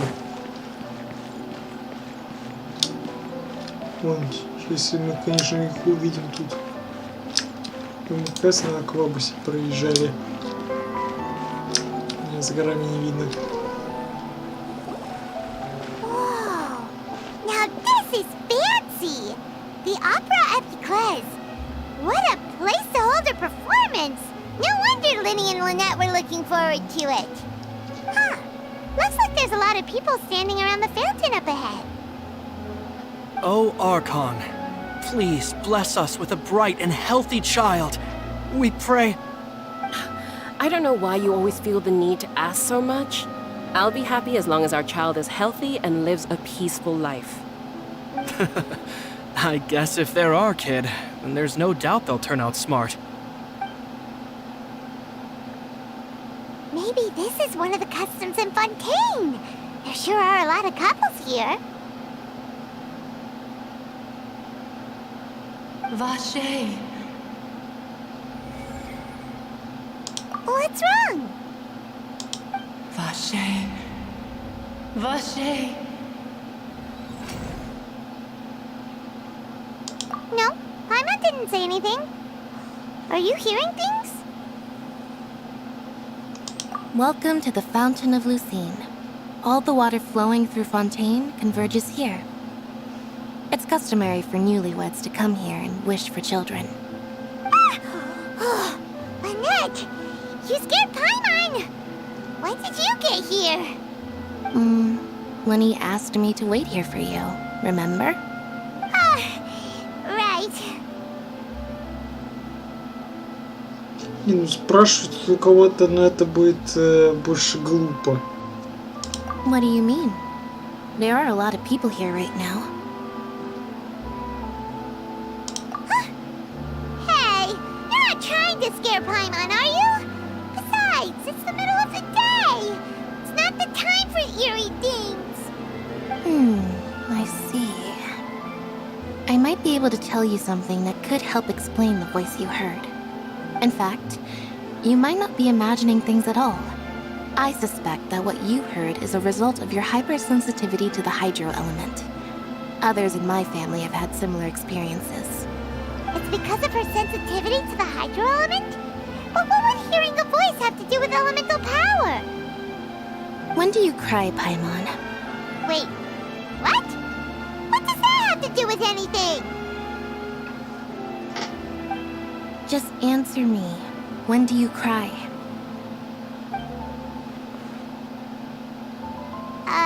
When Paimon's really sad? Oh, and when Paimon's super happy. Oh, and also when Paimon's really, really scared. Then you should understand that tears contain your most intense emotions. Like I just mentioned, the Fountain of Lucine is where all the flowing water in Fontaine converges. Even the tears that fall to the ground will eventually gather here. So maybe what you heard was the intense emotion coming from someone's tears. So, what did the voice say? Huh. If you were hearing their emotions, then Paimon wonders what happened to them. Rather than worrying about them, we should worry about my brother first. Don't let that calm look of his fool you. He tends to get pretty nervous just before a performance. So chatting with Linny might help him relax a little before he goes on stage. Oh, right. That makes sense. Let's go in and see Linny.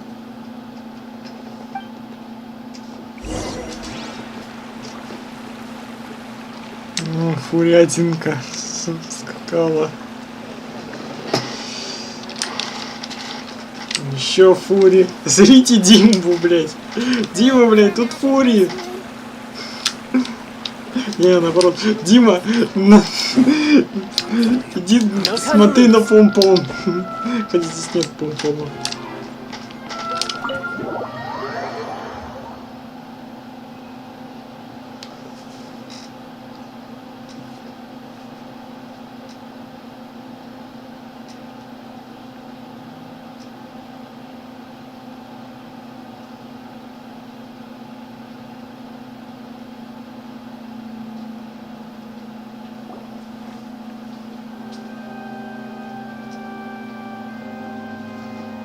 Traveler in Paimon, good to see you.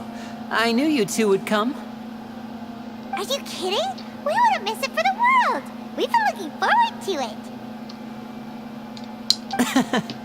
I can tell, judging by how early you've arrived. But you're actually right on time.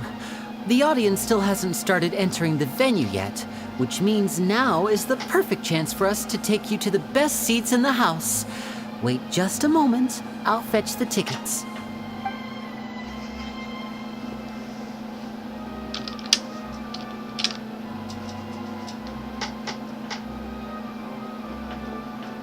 The Opera House has assigned seating, so you always have to make reservations.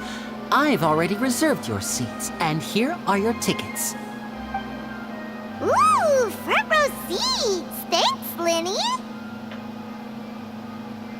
Don't mention it. There's no need to keep thanking me. Hey, Lenny! Could you come over here and take a look at this? Oh, I'll be right there. Seems there's an issue with the stage props over there. That's Cal, my assistant, calling me. I'll go lend him a hand. Yeah, we'll just go to our seats. You go ahead, Lenny.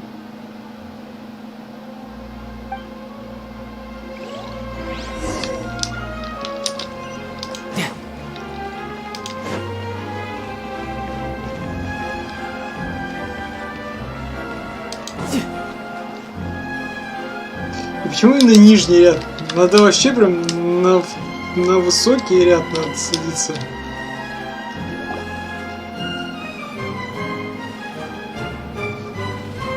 В нижних рядах порой иногда можно не увидеть.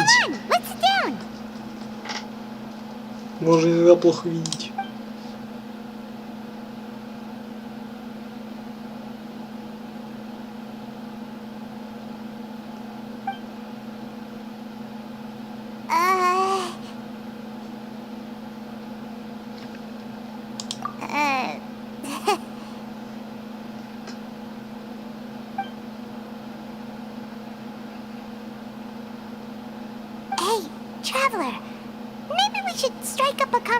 With the person next to us, since we're sitting together and the rest of the place is practically empty still. It's kinda awkward if we don't say anything. Oh, you little... Of course you put this on Paimon.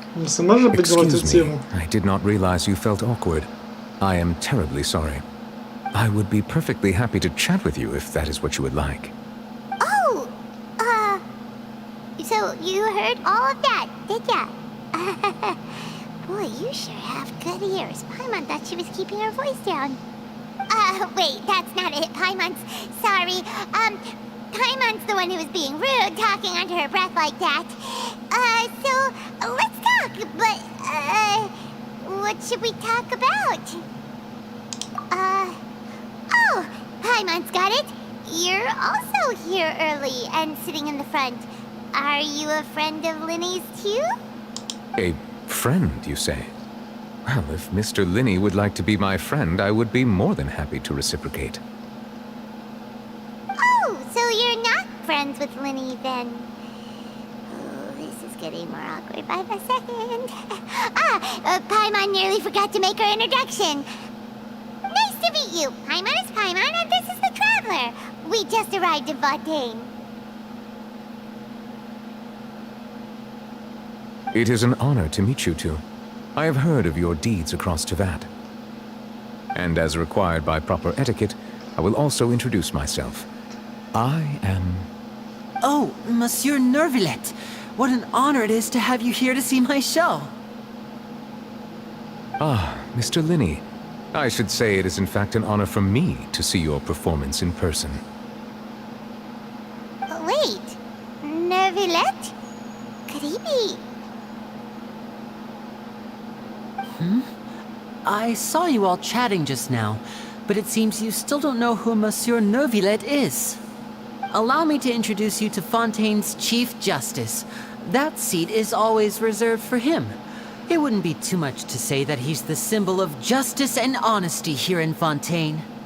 Whoa! Sorry for being so rude just now. Paimon had no idea you were such an important person. No offense taken. Being Chief Justice is merely what I do for work. Nearly every person has their usual reserved seat, so I'm not so special, really. And by the way, I should probably let you know, even though I would prefer not to, there's someone sitting up there in the VIP seats that has been striking a pose for quite a while now. I believe she is trying to give you a most elegant and impressive first impression. So I think you should take notice of her sooner rather than later. Otherwise, she may become flustered. Для красотка. Huh? Oh, it's Farina, the Hydro Archon. Huh. She sure has a smug and satisfied look on her face. Guess she has no idea that you saw right through her act. Very good. That is for the best. No need to pay her any more attention. We may now enjoy the show. Huh? So is this what things are like between the Chief Justice and the Hydro Archon? All right, please wait just a moment longer. I've pretty much finished my preparations, and the performance will start as soon as the audience has made their way to their seats. Yay! The show's finally about to start! Paimon can hardly wait! Paimon's never seen a real live magic show before!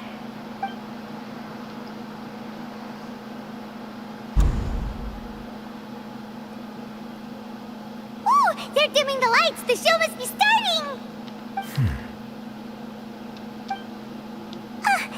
Sorry. Paimon will try to stay quiet.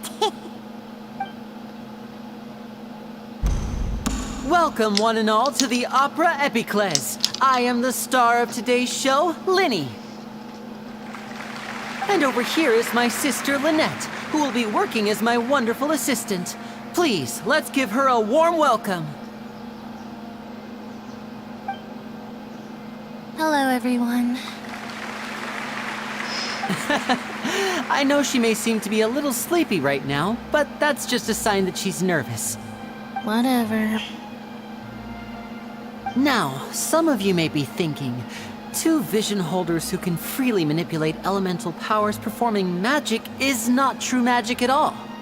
So, I would like to take a moment to assure you that elemental powers will have nothing to do with what you will witness on the stage today.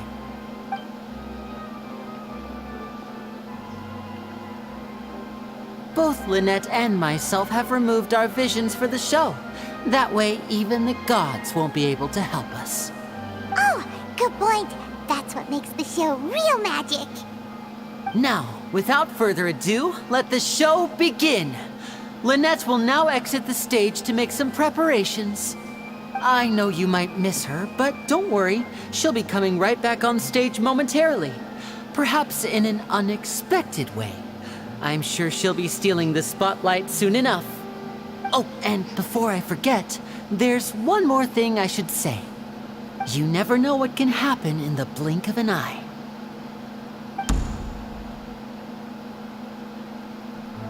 A magician's greatest skill is making things disappear or appear.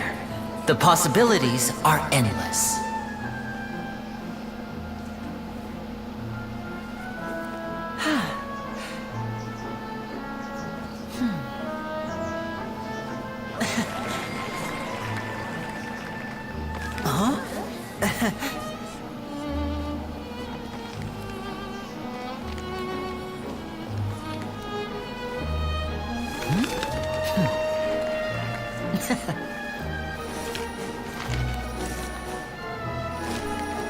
But this isn't what you came for.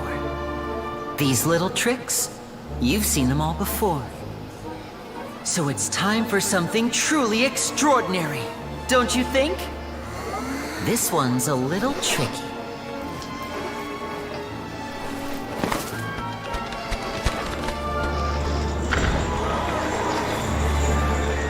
Using this water tank, I shall make my sister vanish completely, right before your very eyes.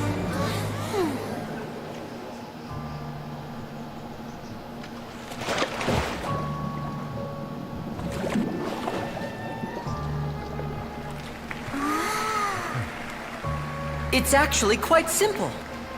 She'll just turn into air bubbles and float right out of the top.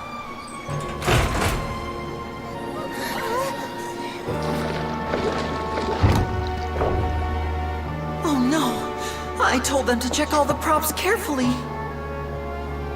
With the lid on, even air can't escape. An amateur magician would be getting very nervous right around now. Luckily, it's me on stage, so let me show you what a true virtuoso can do.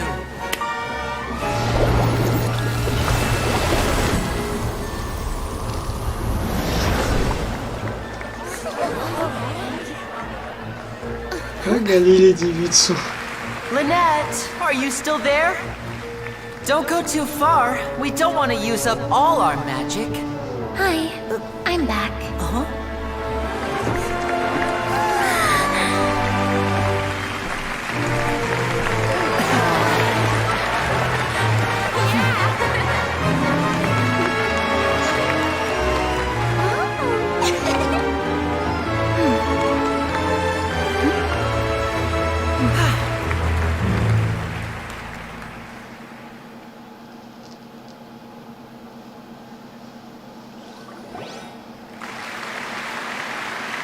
Whoa!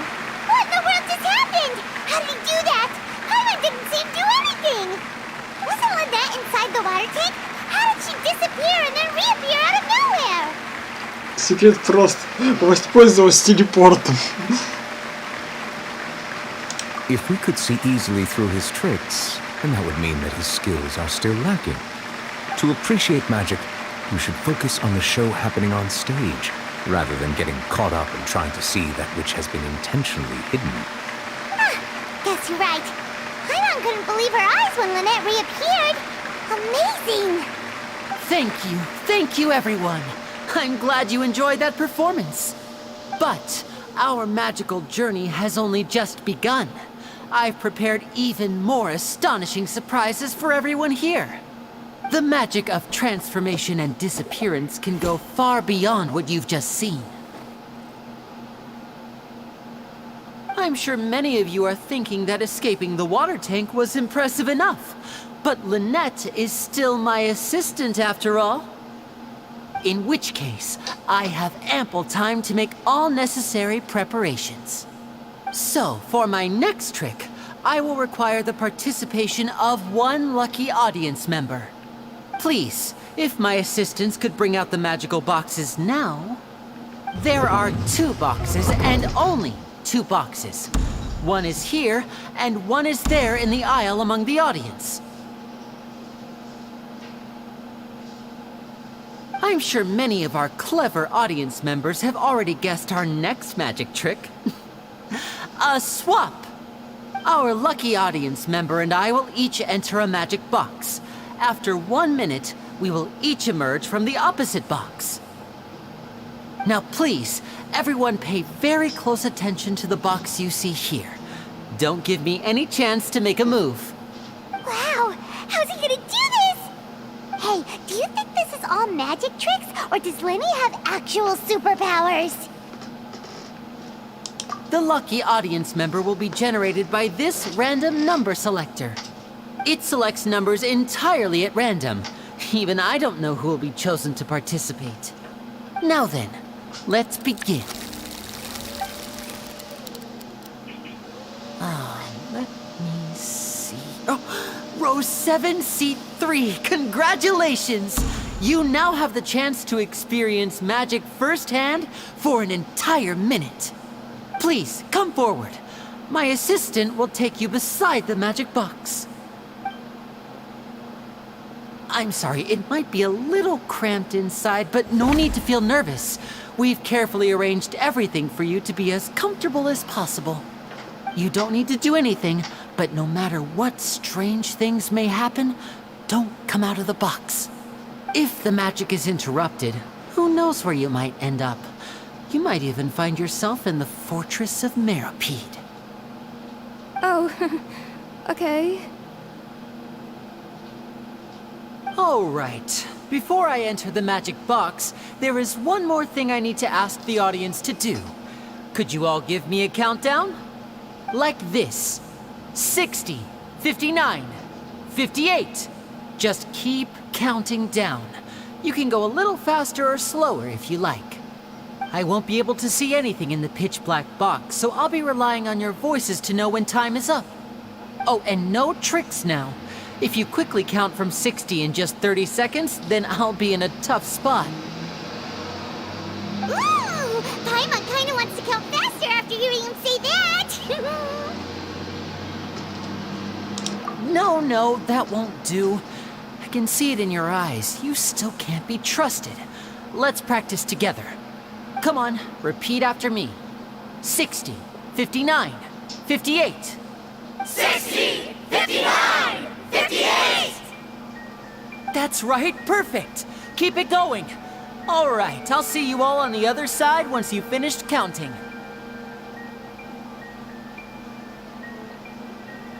$54, $53, $52? Huh? Why aren't you counting, Neverlet? I am counting in my head. I think things are exciting enough in here as it is. Merely a consequence of my identity and personality. Do not worry about me. Just enjoy the show. Oh, all right. You look so serious that Paimon thought you might be feeling uncomfortable or something. 40, 39, 38! Mr. Linney, are you all right in there? Is everything ready? Yes, I'm fine. I'm just double-checking the direction of the magic. It would be a disaster if we get sent to the wrong places. For example, mid-air right above the audience. Even though he's saying that, Lenny doesn't seem nervous at all.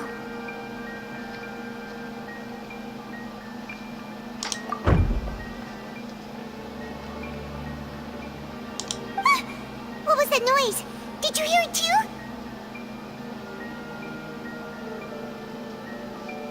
Not sure. Anyway, it doesn't seem like anyone's worried about it. 25! 24! 23! What's wrong, Mr. Linney? I can still hear you moving in there. I seem to have accidentally knocked over a decoration.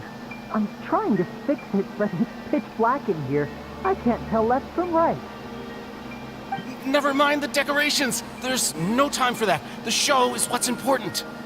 No, that's unacceptable. I want my show to be perfect. Don't worry, we still have 20 seconds. Hear them counting? 19! 18! 17! It seems things aren't quite going as planned. I apologize, everyone. It feels like you're all starting to count faster, but that's all right. I know it can be tiring to do such a long countdown. 10 seconds and change is still plenty of time. 10! Almost there now. Whew. Swapping two people is harder work than you might think. Even a master magician like me can't guarantee I'll get it right the first time. Hey, wait! Is this the back one? I can't tell. They both look the same inside. Huh? No, that's not it. I'll try again. 7! Hey, slow down! Honestly! 5! 4! 3! Whoops! That doesn't count! 0!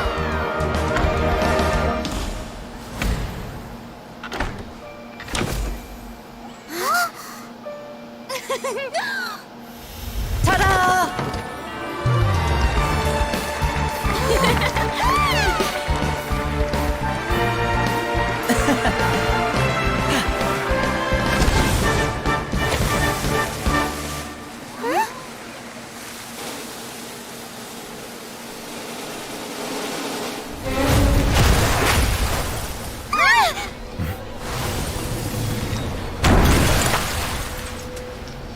Отличный финал. Просто великолепно.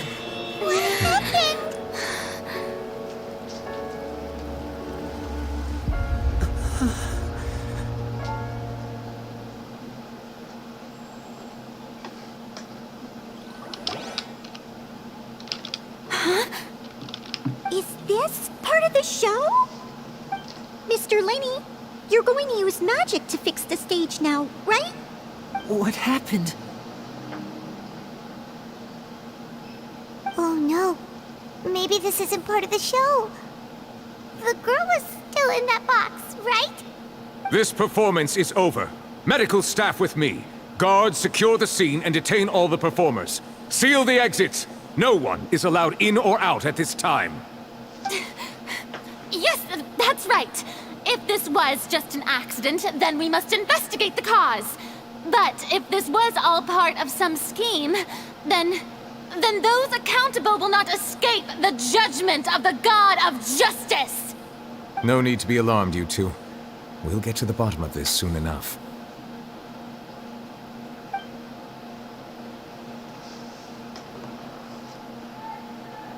Unfortunately, the person who is in the magic box has been pronounced dead. His name was Cowell, one of the assistants in Linny's magic troupe. Apparently, the fireworks on stage ignited the ropes that were suspending the water tank, which then caused the tank to fall onto the stage. As of now, we are still not sure why we found Cowell in the box, rather than the guest from the audience. And after an initial search of the area, the guards have confirmed that the girl is nowhere to be found. It appears that this incident was not merely some mishap with the performance. And there are many indications that it is connected with the case of the serial disappearances of young women. The serial disappearances case? That's the case that Charlotte mentioned before!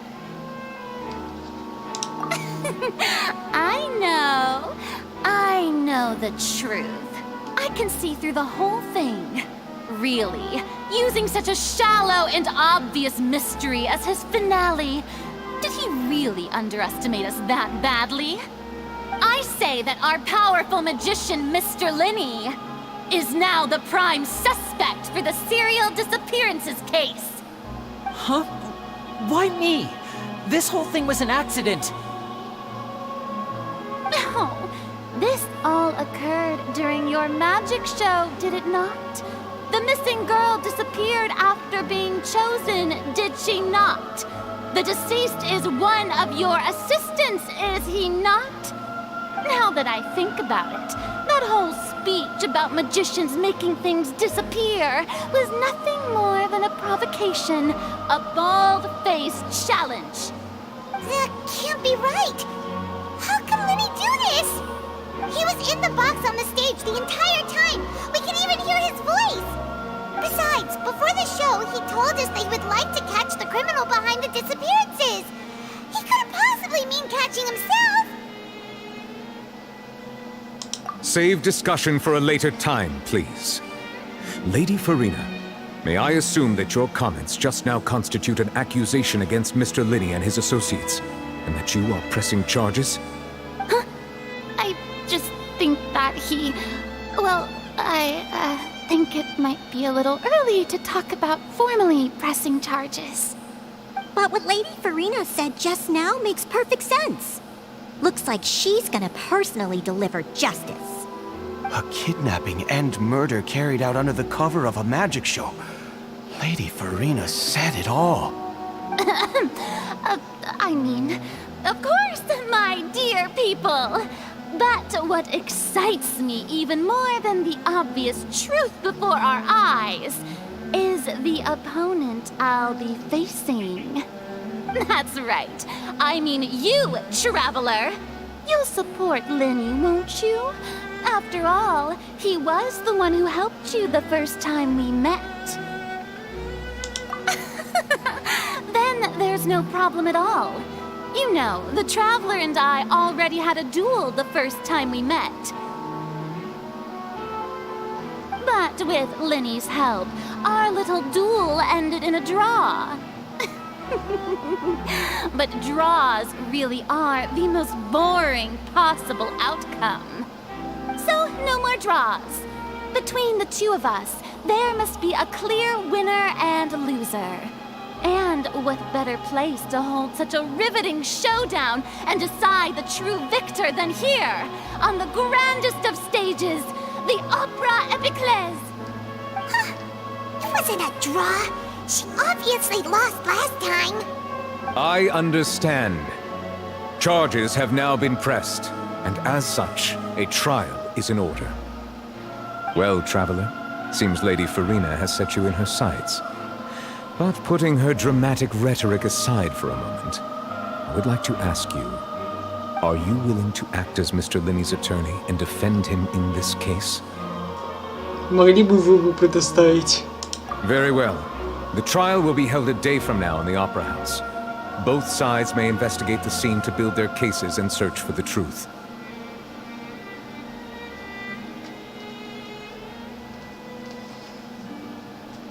Linney and his troupe are all potential suspects and shall remain within the Opera House. The audience may begin to leave in an orderly fashion once they have been cleared by the guards. A day isn't that long. Let's see what kind of case this big-shot outlander can build in such a short amount of time. I'm really quite looking forward to hearing it.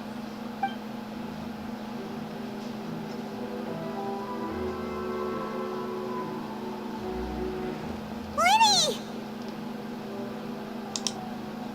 Sorry about everything that happened just now. Were you frightened? Of course! Who wouldn't be scared after witnessing an accident like that? Yeah, I'm a little shaken up myself. How could this happen? And poor Cal. I know you already claimed that you would defend me, but now it's just us talking. Tell me, do you think I could possibly be the murderer? I understand. Even I'm not sure what happened, so I can only imagine how difficult it is for you to grasp the situation. I'm sure everyone sees me as the biggest suspect at this point. But, if you ask me, the whole thing is mysteries layered upon mysteries, such that all that's left is confusion. I don't know whether what happened there on the stage was purely an accident or not, and I don't know why poor Cal was in the box. As for how that girl chosen from the audience could suddenly disappear, I'm afraid I don't have any answers either. If someone tampered with my performance, then we need to figure out what they did. Even a skilled and knowledgeable magician like myself couldn't pull all that off in just 1 minute. Which is precisely why we need to investigate! As this book says, the impossible could not have happened. Whatever happened must have been that which is possible. Ну и кринжатина часова. Короче, играю в Шерлока Холмса. Paimon bought them when we were reading at the bookshop in the city earlier. Pretty cool, huh? Don't worry, Paimon used her own savings to buy them. It wasn't from our travel funds. I think they look cute on you, Paimon. You have good taste, Lynette. That's the right attitude. Feeling depressed isn't going to help me now. I need to get back to my normal self. But with the guards watching our every move, it's going to be especially difficult for Lynette and I to prove our own innocence. Good thing you agreed to be our attorneys. Thanks for that. We'll be counting on you. Yes, thank you so much. Yeah, just leave it to us. Oh, since we're going to start investigating, Paimon has a question first. Where did Lynette go during the performance? Oh, well, I'm afraid that would involve some of our essential trade secrets as magicians. The secrets behind our magic are past saving, Linny. I suppose you're right. The truth behind our tricks is going to be important evidence that will be weighted during the trial. 'Tis truly a pity. As a magician, our magic show is a work of art. We've poured countless hours and spared no effort in perfecting it. But if revealing our secrets will help you uncover the truth behind what happened, then it will be well worth it. We should go somewhere else if we're going to discuss our magic tricks. We'll go speak with the guards, and in the meantime, you can go investigate the stage and the seating areas. Alright, let's go have a look while the investigation teams are still here. Detective Paimon is on the case!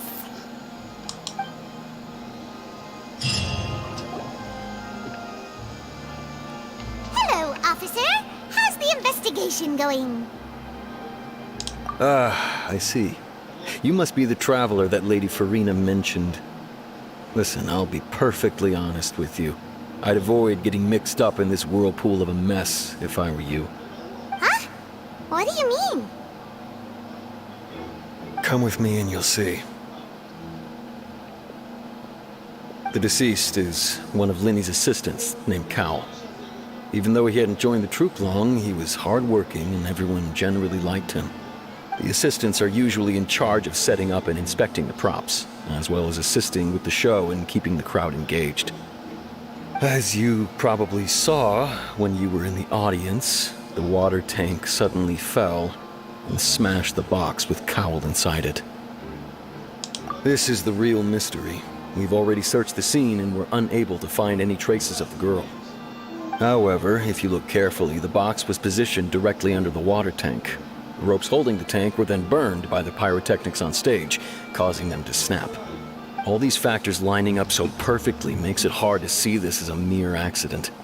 If anything, the more logical explanation is that the whole incident was intentionally planned, and Linny is the most likely person to have access to all these areas. But he doesn't have a motive. Are you both good friends of his?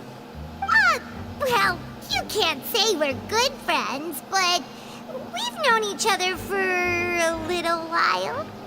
So in just a short time, he was not only able to win your trust, but even convince you to act as his attorneys.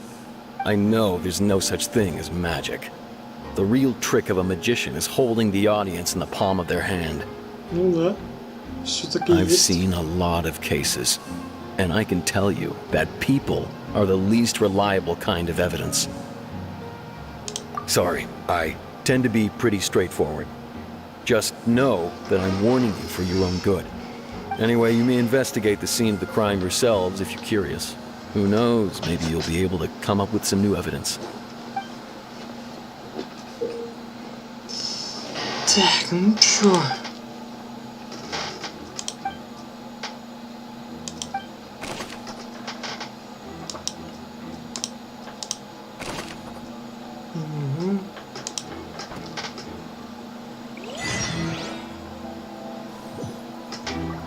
Что там за ачивка была?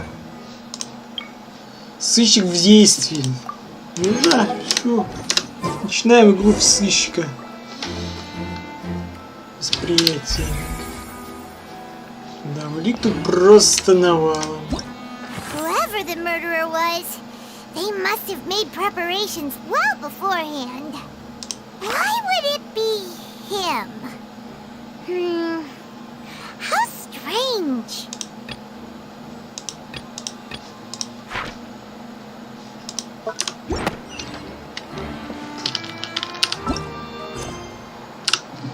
И чё? Whoever the murderer... Всё. Так.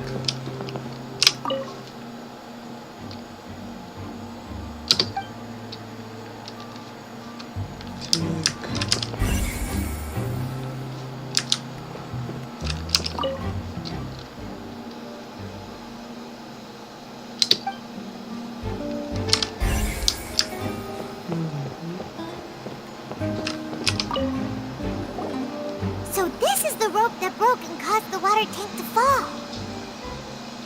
The rope looks pretty durable. How can it be burned through so quickly by fireworks? Why are you suddenly so serious, traveler?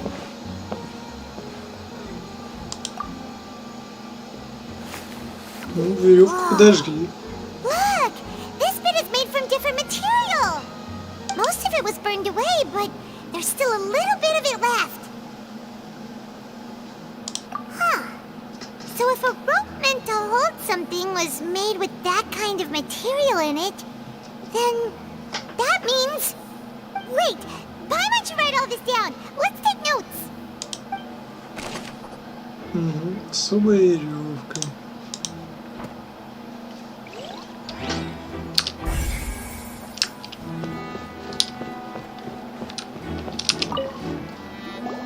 Hello there!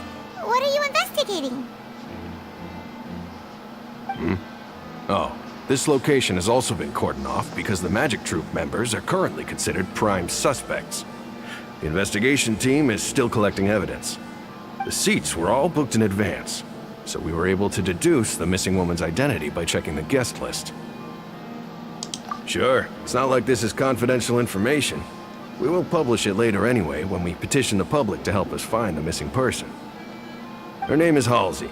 She's a painter from Fontейn who's made a bit of a name for herself.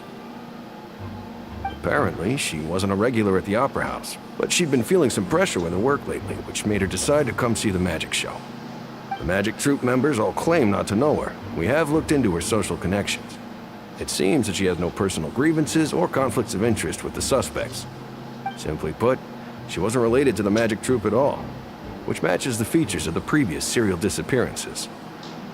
Were the victims of previous cases also chosen at random?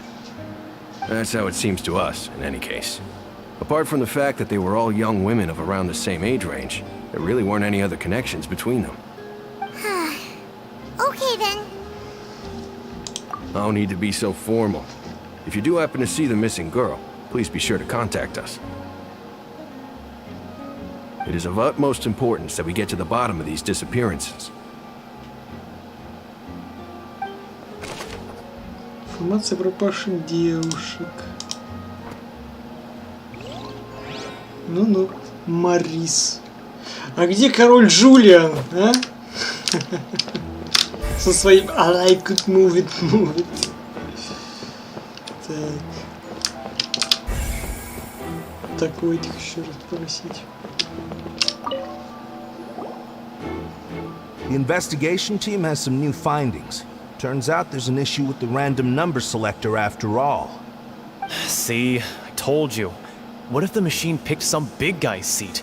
You think the murderer would have still made his move then? Sorry to interrupt, but we're helping Linny and Lynette with their side of the investigation. What were you saying about the number selector? There's something wrong with it? You're trying to help them?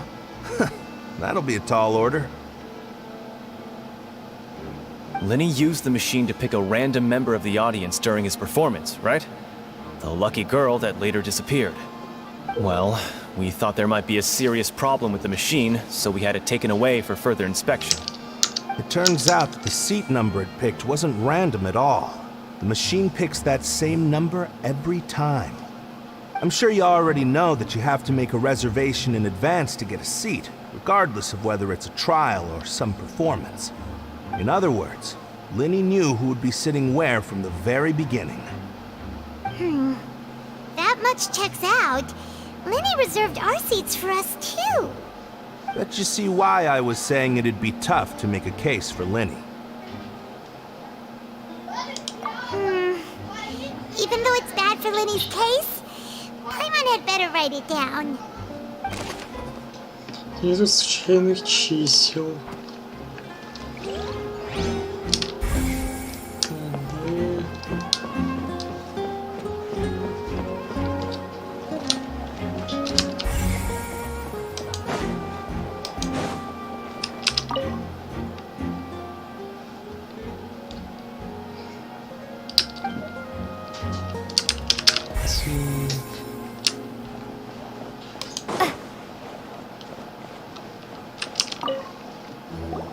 I see that you're investigating the area.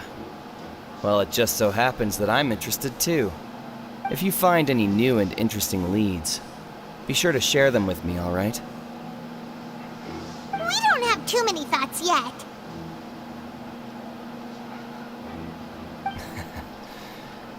Then why don't I tell you my hypothesis first? The way I see it. And I'll start it with that loud thud. The thud? Oh, you mean the sound that happened during the countdown? Yes, exactly. It wasn't terribly loud, but I suspect that most people heard it. It's just that everyone was awaiting the results of Linny's trick with bated breath, so no one paid it much mind. But now that the incident has happened, the thud has become an important clue. That makes sense. So, what do you make of it? I'm of the opinion that it may have been the sound of Linny's accomplice. Lynette, perhaps. Jumping atop the water tank, or something like that. And when the pyrotechnics went off, she cut the rope, sending the water tank crashing down. But wasn't the noise we heard too loud for that? Perhaps the balance wasn't right, leading to a particularly rough landing. Oh, that's true. I suppose I must reconsider.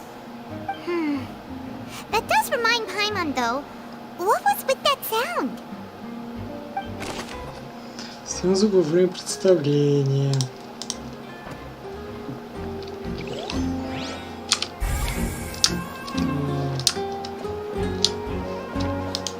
Так, ну все туда остался.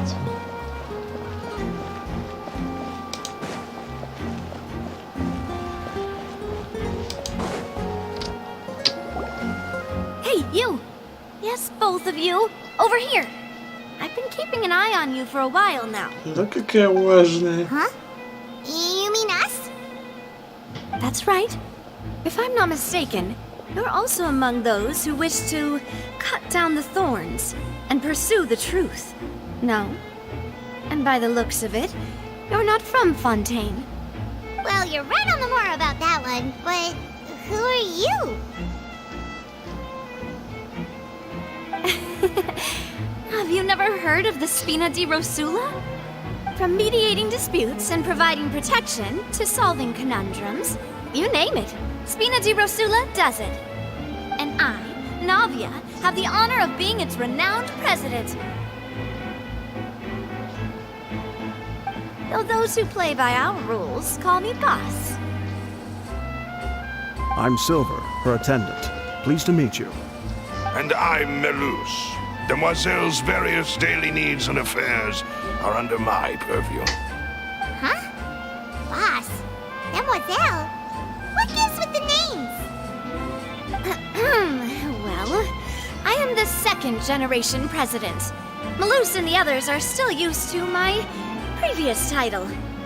My apologies, Demoiselle. Should you prefer, boss, I will endeavor to use that instead. No, no need.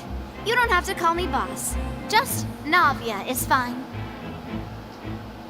Okay, if you say so. Not that we're members of Spina di Rosula anyway. All merely trifling details. Never mind. Now, back to the situation at hand. That's right. I've always kept an eye on the serial disappearance cases. My interest stems from a matter back from my father's time. Judging from the look of things, I find Linny an unlikely mastermind.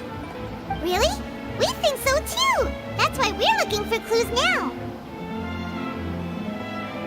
But how did you come to that conclusion? Intuition, naturally. My unparalleled intuition. Farina sure was quick to point the finger at Linny without any decisive evidence whatsoever, wasn't she? But that's not uncommon for her. If you remember, the Justice had to interrupt her and ask if she was pressing charges just to keep her from getting carried away. Anyway, a trial begins the moment someone levels charges. And, of course, there was no way Farina was going to back down in that situation. Sounds more like you just don't trust the Hydro Archon. Well, what's your opinion? I must admit that she can be interesting at times, but liking her doesn't mean that I'll blindly agree with her. All right, I've answered your question. Now, it's time you answer mine. Wait a minute, did that answer count? Well, I say it does. But don't worry, you won't hear any pointless questions from me. In your opinion, do you think it's right to treat a trial like it's an opera?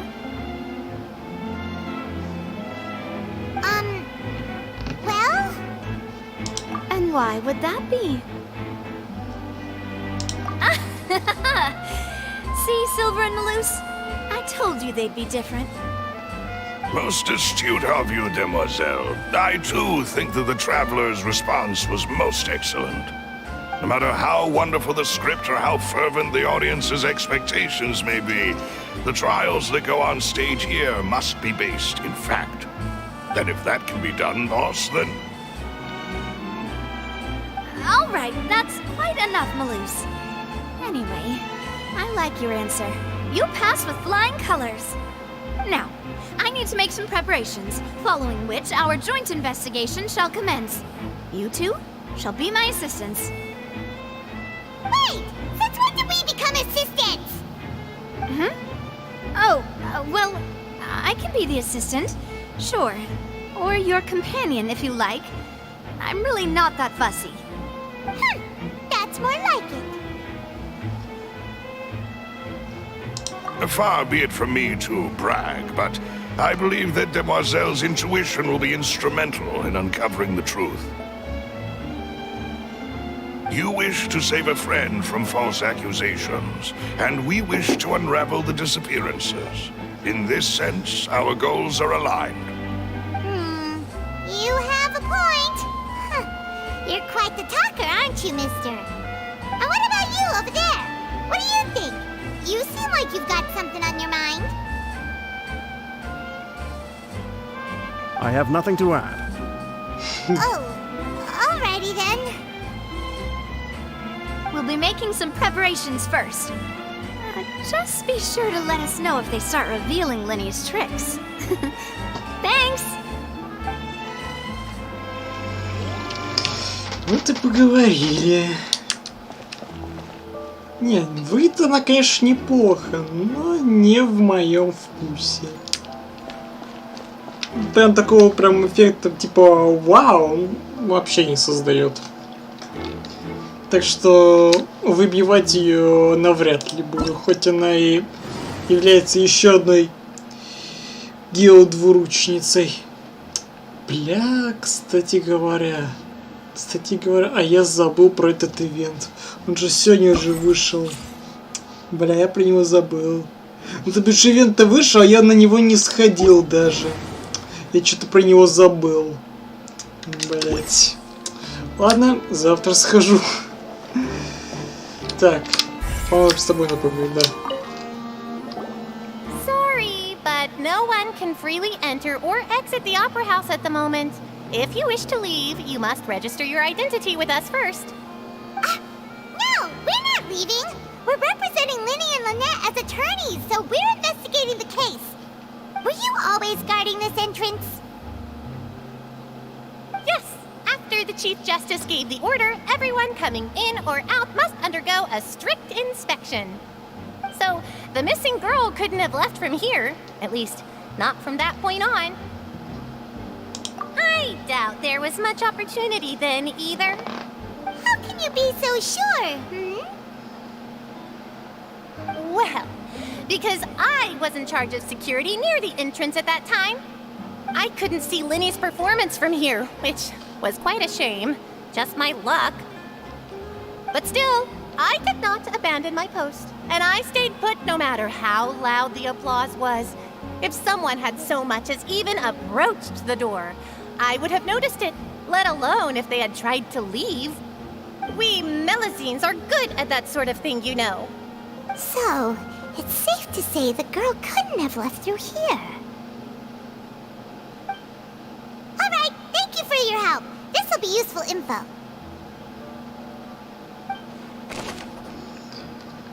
Входы и выходы в здание оперного театра. We checked everything of note here at the performance venue. Paimon wonders how Linny's discussion with the guards is going. Let's go see, shall we? Understood. Then I will be going with you. Just so you're aware, I will be monitoring your actions and making notes as necessary. Very good. Thanks for being so agreeable. I'd pull a rose out of my hat as a gift for you if I could. You may spare the pleasantries. I'm just doing my job. You've arrived. Who's this? Me? I'm Spina di Rosula's guardian angel. If you've got a problem, I've got the firepower. Sorry, I got a little carried away there. Call me Navia. I'm a partner of theirs, and will be helping investigate this whole situation. And these are my companions. Would you mind if they join as well? Fine by me. Oh, new helpers? I would be most grateful. Well, let's just say we're tagging along. It's not every day you get to see the secrets behind magic performed on such a large scale. I appreciate your kind interest. Come with me. We'll be heading below stage. Huh? Below stage? Yes, a world of secrets is hidden beneath this magic box, prepared specifically for this switcheroo trick. But before I reveal everything, you should have a look first. Notice anything strange here?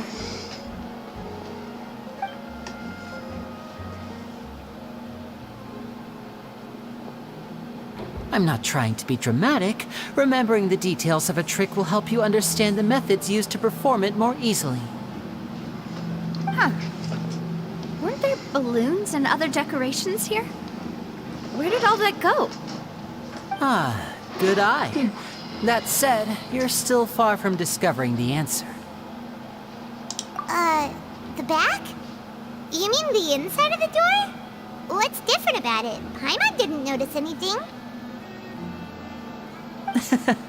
Very good indeed. I thought you might not be able to catch that, given that you were sitting in the first row.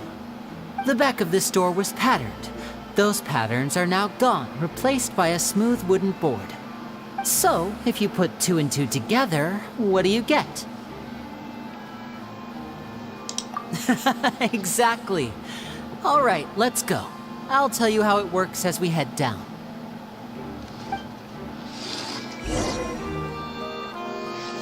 Oh, so there was a passageway under the magic box! I knew you'd figure out most of it as soon as you saw this place. The 2 magic boxes are positioned right above the 2 entrances of the tunnel. See this flatbed trolley? The box with the lucky audience member in it would be shuttled over to the other side using the trolley. This trolley can raise and lower and even rotate, ensuring that the box will face in the right direction. I see. So that's the purpose of the box inside another box. Precisely. The inner box would descend after the audience member was put inside and be moved along the trolley, all while the outer box would remain on stage as if nothing had ever changed. So that's how you did it! Once the box was lowered, the trolley would store some energy through this device here, with which it would complete the rest of the steps. The audience member would only be able to feel some slight movements in the dark, and by the time she walked out, she would already be back on stage. Right! You were talking that whole time, and you even came out for a moment near the end! Ah, yes. A phonograph operated by Lynette was used to achieve that effect. My assistant and I had already scripted our conversation beforehand. When the countdown began, I had already gone to the opposite box via a tunnel using that ladder. And what about Lynette? Where was she? I was in the mezzanine space in the back of the box. Oh, interesting! That's how we were able to coordinate Linny's lines with the assistant. And, by the way, I was the one who walked out of the box at the end. I mean, we are twins. All it takes is a change of clothes and no one can tell who's who. And that's my favorite part of this trick. Only Lynette and I can perform it. So that's how it all worked! Wow! Every detail you revealed was more amazing than the last! Lynette would briefly walk out of the box and then go back in, jumping into the tunnel and escaping before the box on the trolley could finish ascending. And then I walk out of the other box in the audience area, and the trick would be complete. The operative word here being would. But as you saw, Cal was in the box, not our audience member. She, on the other hand, mysteriously vanished. We really don't know how that happened. If not for that interlude, this would have been an astonishing trick. I probably never would have figured out how you pulled it off. And yet, to think that someone was able to use this magic trick to commit a crime. Could we have a look around? I think we can come up with some more leads. This is the scene of the crime, so Lenny and Lynette are not permitted to stay here. I'll escort them back up. Yes, of course. No need to be so strict now. I won't disappear into thin air, you know. Thanks, everyone. We're counting on you. Магический трюк. Устройство волшебного ящика на сцене. Устройство волшебного ящика в зрительном зале. Как все запущено. Смотреть тоннель. Рычаг. Угу. Так. Лестница.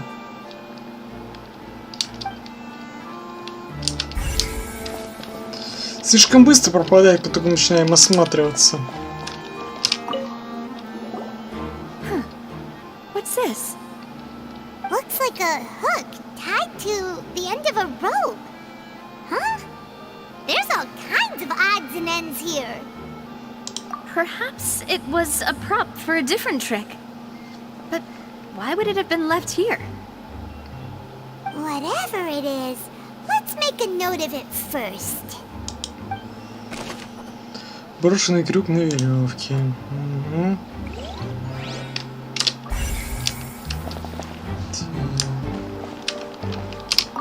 Ну, разбитые вазы. The floor is wet. Please be careful not to slip. Speaking of which, why would there be water here? Oh, Paimon knows! It's one of those tricks where you pour water into a jug and then flip the jug over only for the water to disappear. And here's a broken vase. Huh. Did the trolley knock it down while moving? That can't be. The trolley moves along tracks from start to finish. It couldn't have hit the vase at this distance. Let's note this down too and think about it later. Разбитая ваза, да.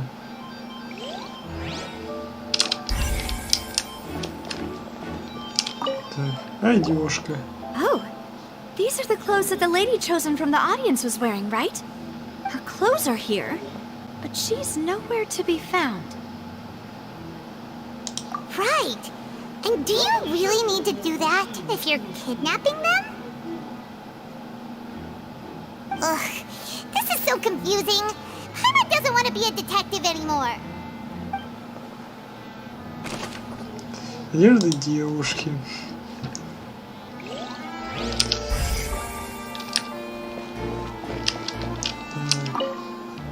То, что получился, да. Ну, короче, по рельсам ездить телега.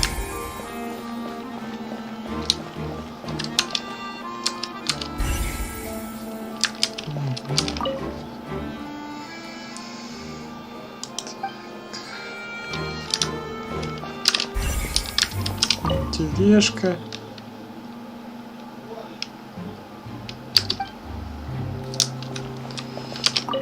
Так, ну и вентиляционный люк, да. It seems someone could fit through here. Huh. Could this have been the suspect's escape route? Alone, perhaps. But if they had to pull another person with them, the space would be too narrow. But there are no other ways in or out of here. Oh, you're right. Let Paimon write that down. Вентиляционный вход в тоннель. Seems we're just about done investigating down here. Yes. Let's head back up.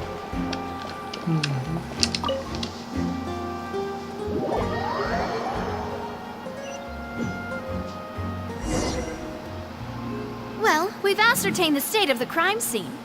Let's find a place to sort out our findings once Malouse returns. Seems to me that there are several things that don't add up here. Apologies for the wait, demoiselle. So, what did the guards say? Did the criminal escape through the vent? They believe the odds of that are very low, since the vent leads to the Opera House's basement. The guards have checked the area carefully. No one left through the basement during the performance or after the incident, and no one was found hiding there. So the tunnels become like a secret chamber then. You know, like the kind you usually see in novels. The plot thickens. Halsey's disappearance and Cowell's death are both quite inexplicable. No wonder Farina was so confident in her accusation. All the current evidence points toward Linny and Lynette. In other words, the charges are very likely to be upheld unless we make some considerable progress. Charges and then trial. So if the charges are upheld, they'll announce a sentence? That's right. This is how a trial goes in the Opera House. During the proceedings, the Chief Justice and the oratrice will hear statements from both sides. That's right. This is how indemnitium is produced. The statements from both sides, the defenses from attorneys, witness testimonies, and even the audience's emotions will all be projected on the oratrice. To put it simply, it's as if the oratrice has its own will, and is a judge in its own right. This also precludes any kind of favoritism on the part of the Chief Justice. And not that this has ever happened anyway. Once both sides have finished speaking, the Chief Justice will make his final decision. This, too, will be used by the oratrice as a reference. Then, finally, the oratrice will be consulted by officials. The result it returns is the will of justice itself. Huh? So that machine is the one that actually decides? I thought Novelette called the shots. In practice, there is very little difference. Both have always come to the same judgment, which is why people have great faith in the Chief Justice. Ah, yes, the guards also asked me to convey that none of us will be allowed to leave this place before the trial. Huh? Why? Because we've chosen to act as the twins' proxies. That makes us persons related to the case. They're concerned that we might be colluding with outside parties, or that we might find outside help to disrupt the case. And even if that were not so, it could prove problematic if we happen to spread key information about the case ahead of time.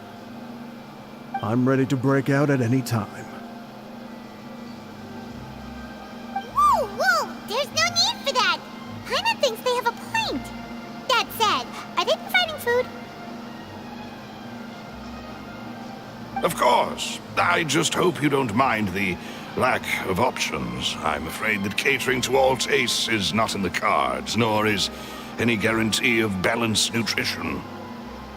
In that case, let's just sort out our findings together here. Pity. I was hoping to take you to try some of Fontaine's famous desserts, too. I mean, what better way to properly think through our findings than over some tea and sweets? Huh. Breaking out suddenly doesn't seem like such a bad idea after all. А чё бы и нет? Just kidding, just kidding. Paimon will still do her best, even if there are no snacks. What do you mean, no snacks? Of course we'll have snacks.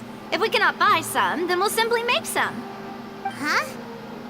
Here? But how? Understood, Demoiselle.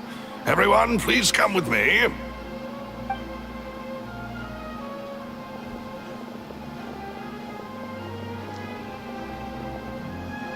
Wait, you're carrying a portable stove with you? Нормально.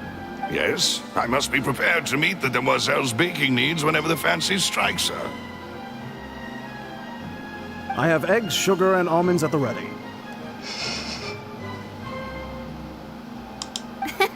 Good work, you two. Then I'll get to it. Please sit tight for a moment. You'll get to taste my awesome snacks soon enough.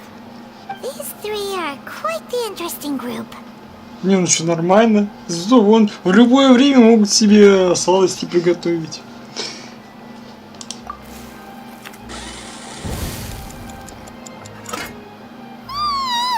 And Paimon thought it smelled good while it was still in the oven. Oh, it's even better now. Paimon can't stop drooling. From the way you had these two guys carrying all that stuff around, Paimon thought you'd have them do more during the baking process. But you ended up doing the entire thing by yourself. whites, grinding almonds, everything. I was applauding.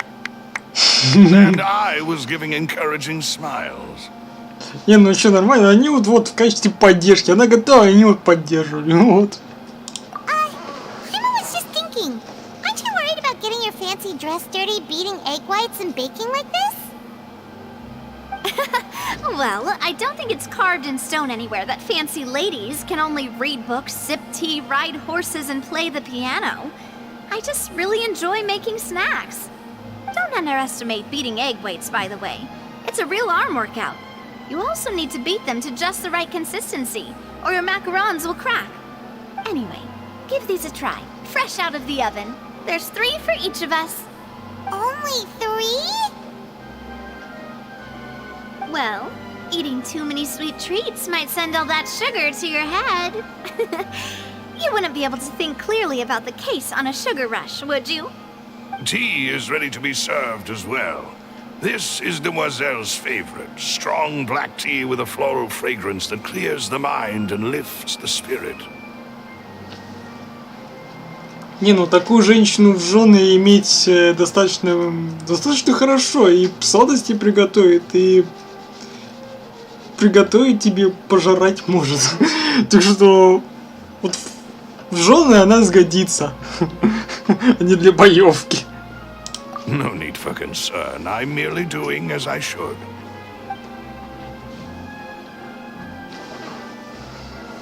All right then.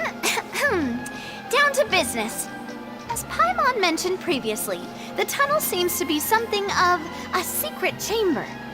However, we can assume that Linny and Lynette were not alone within it. Some criminal also occupied its sealed confines. The magician twins could have committed the crimes, of course, but they lack any logical motive. Exactly! Why would they do such a thing right when everyone was watching? The flower vase and the thud we heard during the performance could indicate some altercation between Halsey and the criminal in the tunnel, resulting in the shattering of the vase, the discarding of her clothes, and her abduction. Perhaps the criminal thought that since she was chosen from the crowd, she would be too easy to identify if she was still wearing the same clothes.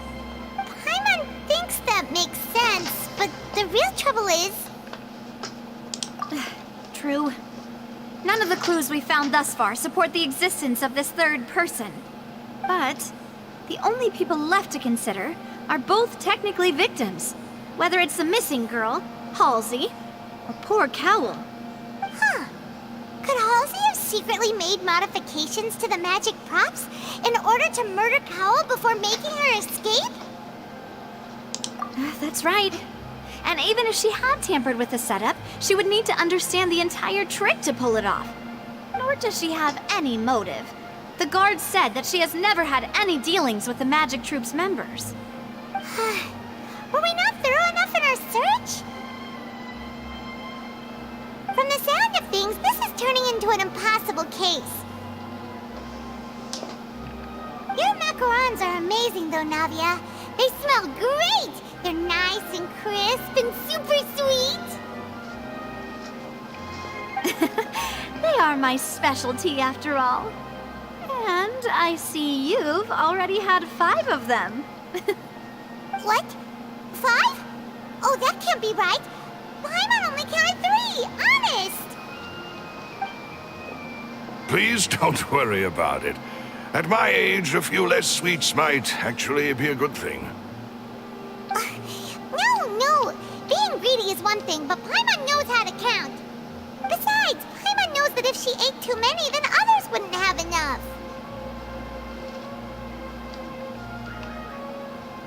Wait! Even you don't believe Paimon? How could you? If Paimon ate those 2 extra macarons, then may they turn into stone in her stomach! All right, we get it. Well, I suppose one of us might have gotten too engrossed in our chat and eaten them by mistake. No big deal. Maloose, set up the stove again if you would. Huh? What are you doing? Making sure everyone gets 3 macarons, of course. Exactly. We don't want to trouble you. As you wish, Demoiselle. And I have the egg, sugar, and almonds. Well, this really is your hobby, huh?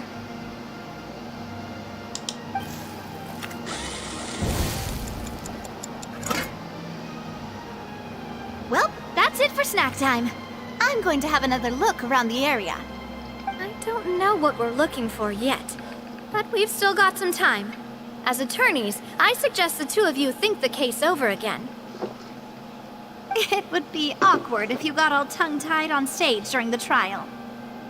All right, thanks for your help and for the snacks.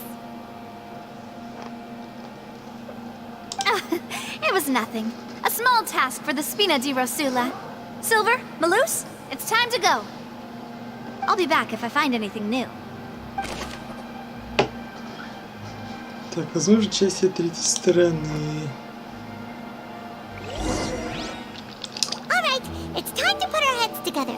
We've got to get our defense ready for the trial. Oh, it's probably gonna be a long and difficult case.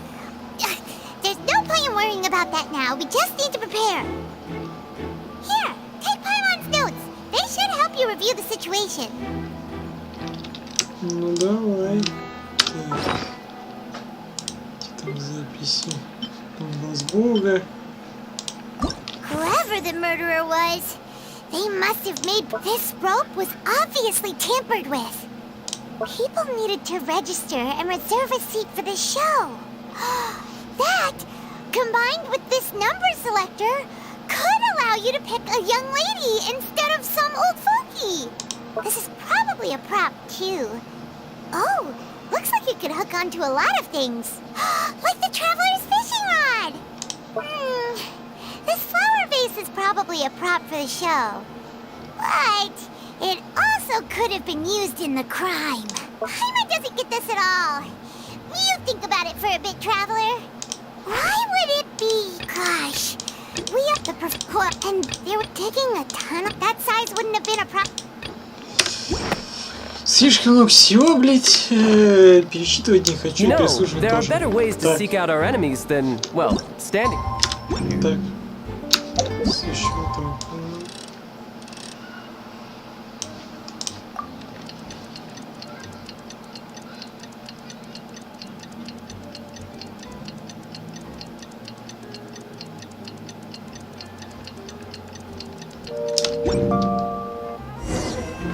Ну, и резко исчезла. Магия прям-таки. Кстати, можно вот сюда попасть путем паркура. No time to lose.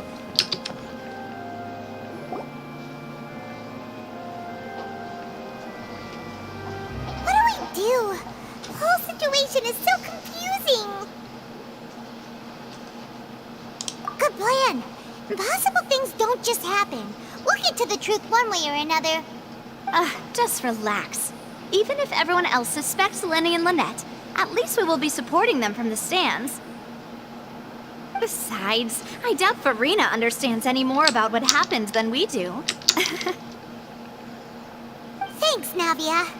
Well, we'll be going then. Best of luck to you.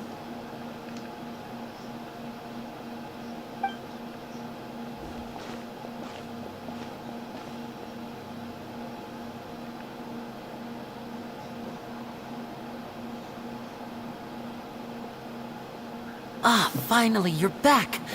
Well, how did your investigation go? To be honest, you might be disappointed. No. We're already very grateful that you were willing to help. Well now, don't you all look disappointed. Don't tell me that your investigation came up empty-handed. That was to be expected, of course. The guilty can never produce proof of their innocence. But don't let that stop you. I shall be terribly disappointed should you, my most anticipated foe, concede so easily. Since both parties are present, I declare that the trial regarding the magic show incident is now in session.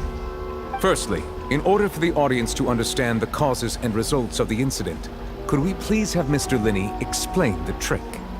Yes, of course. I will explain while Lynette demonstrates on stage. All the necessary items have been prepared.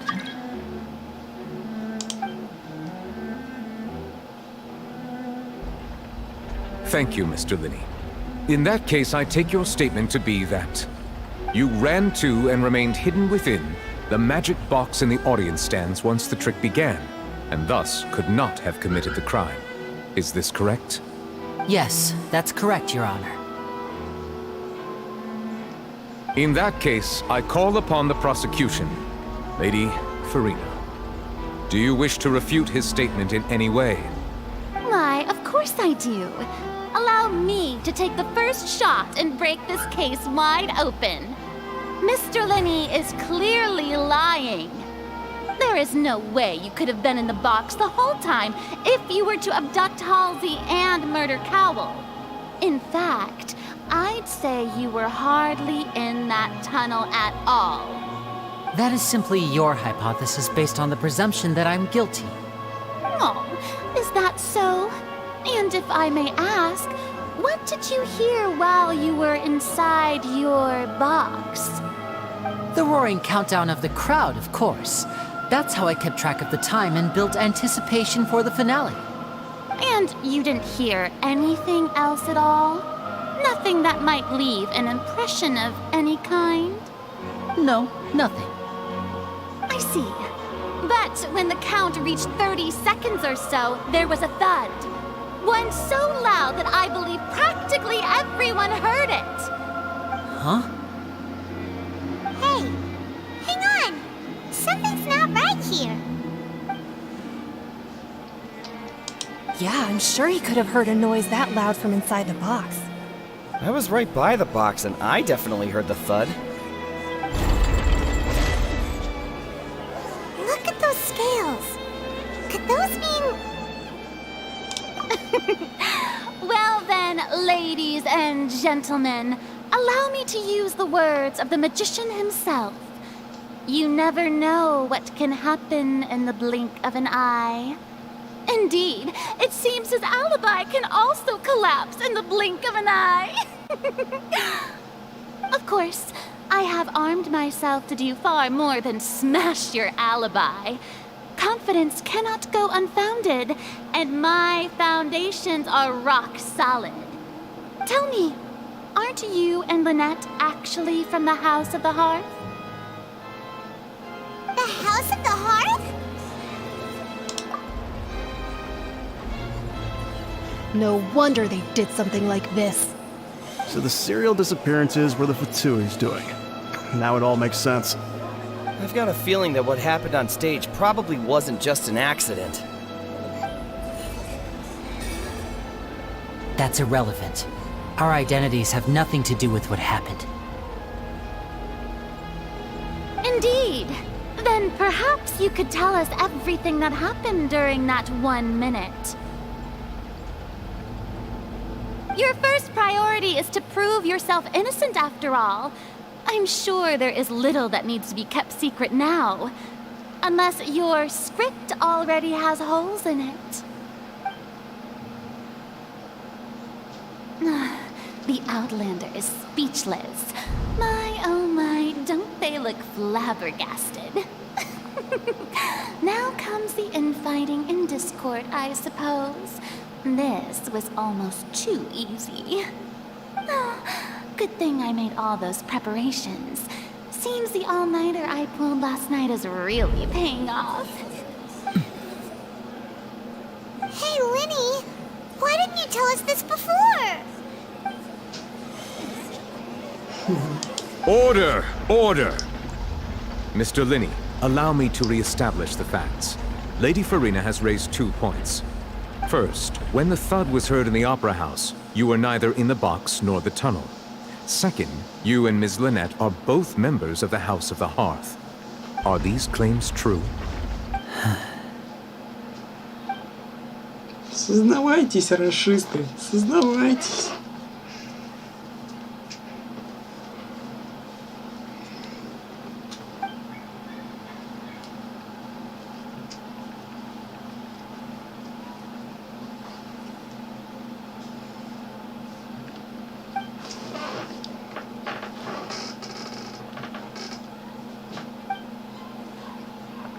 Please answer my question, Mr. Linney.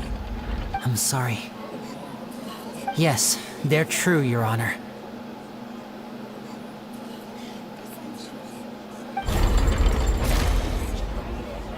I knew it! Well, that's it. We might as well move on to the sentencing already. What should we do now? Granted. In that case, what is your request? Is that really necessary? They're already as good as guilty. The defendant deceived their own attorneys. What is there left to discuss? Order! Order, I say! Your request is reasonable, and we shall adjourn. This trial will reconvene in 1 hour. So you would stick to Mr. Linney's defense even after knowing what you do now? You certainly have more professionalism than I thought. In that case, my dear audience, let's allow the joy of victory to steep for a little while longer.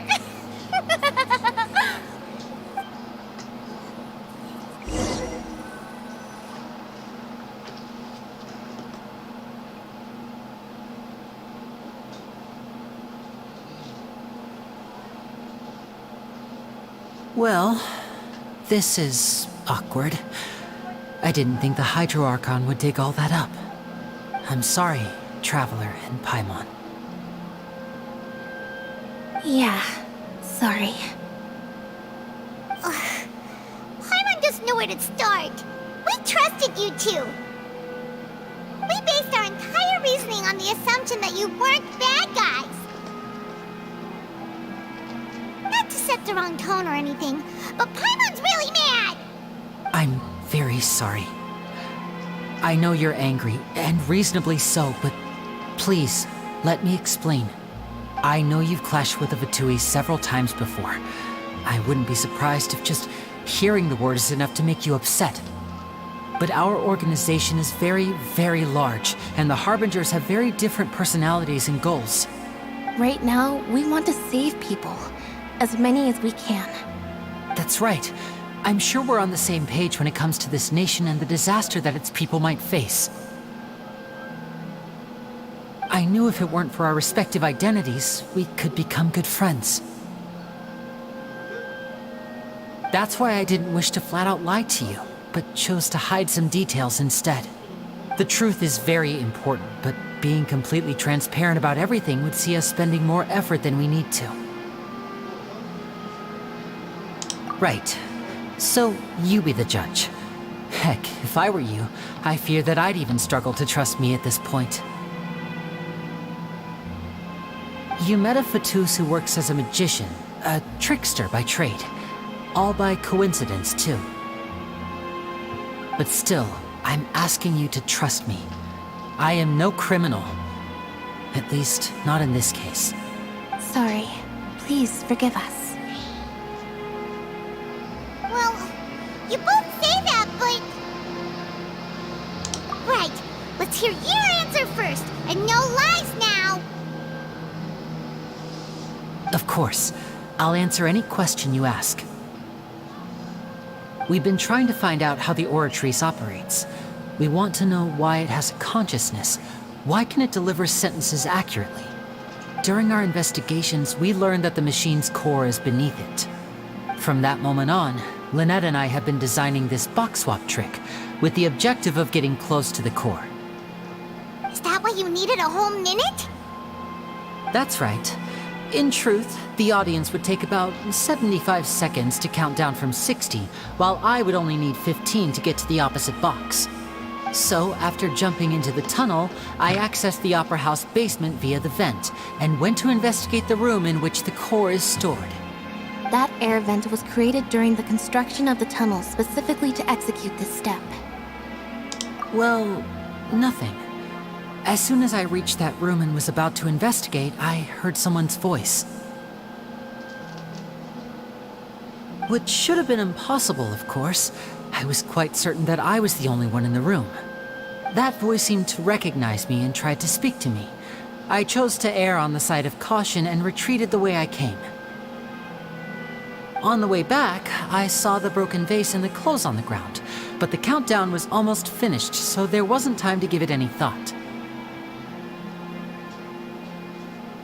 After that, the homicide occurred just as you saw. Well, that explains why you didn't hear the thud. Because of that prophecy I told you about, of course.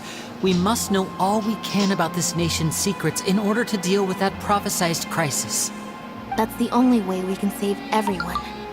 So, there you have it. The whole truth. I swear, I didn't hide anything from you this time. It was never my wish to proceed under this cloud of mistrust either. But like I said earlier, you can be the judge. If you want to leave because you don't trust the Fatui, there's nothing I can do to stop you. Well, Traveler, you decide. Paimon will follow your lead however you choose.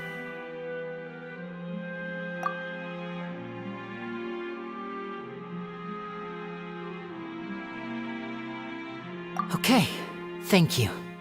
Thanks for giving us a chance. The current problem is that the scales are tipped pretty badly against you two. If we want to refute the Hydro Archon's accusations, we're gonna need a seriously watertight defense. Huh?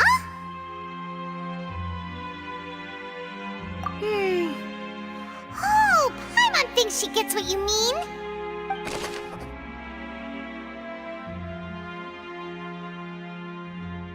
Так, рассказ линия. Голос в комнате с ядом Оратрис.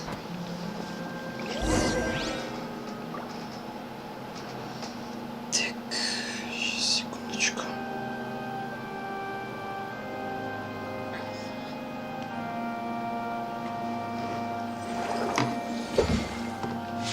Так, все.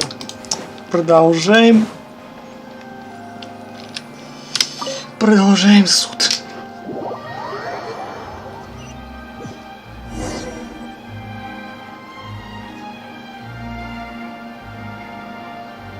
Both parties have returned to their positions.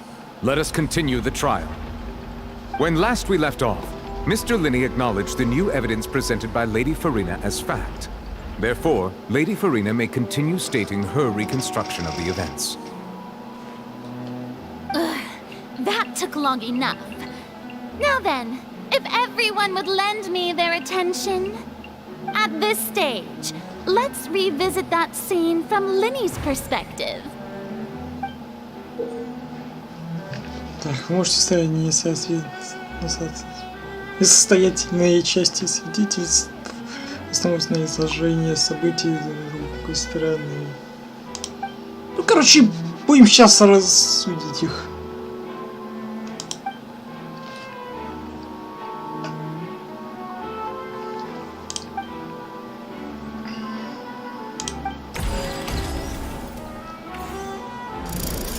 Countdown began, he entered the tunnel. When the flatbed trolley passed, he opened the box and got into an altercation with Halsey, which caused the loud thud.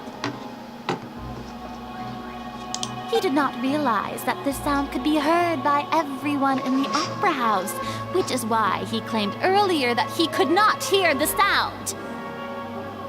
Finally, he used the vase to knock her out, before making her change clothes to prevent others from recognizing her. At this time, Cowell arrived in the tunnel, having heard that strange noise, and caught Linney red-handed. So Linney proceeded to knock him out too before stuffing him into that box. Afterward, Linney passed the unconscious Halsey to his accomplice through the magic box in the audience stands, before operating the devices such that Cowell's death would be ruled an accident. And there you have it. That's the truth behind what happened. Не, ну в принципе все правдоподобно. Да, действительно, такое действительно можно поверить. Does the defendant's side have any objections to Lady Farina's description of the events? The key to refuting Lady Farina is the order of events. what Linny experienced and what he saw.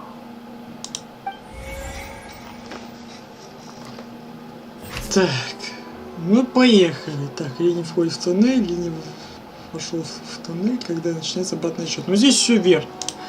Так, Линни нападает на Холзи, в результате борьбы Линни и Холзи возник громкий приглушенный стук, но Линни сказал, что его не слышал. Вот это надо оправдать. Так. Ну да, он According to Linny, подвал he left спускался. via the vent after entering the tunnel. He couldn't have had that altercation with Halsey. Ну да, он спустился в вентиляционный тоннель. Так, Линни похищает Холзи. Так. Холзи ваза, затем снял с нее одежду, чтобы ее не опознали. Так.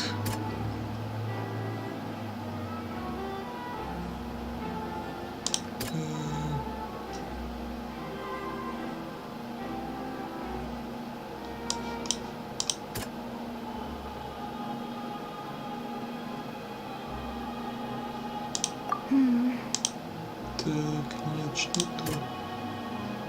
Вот странный звук. Нет.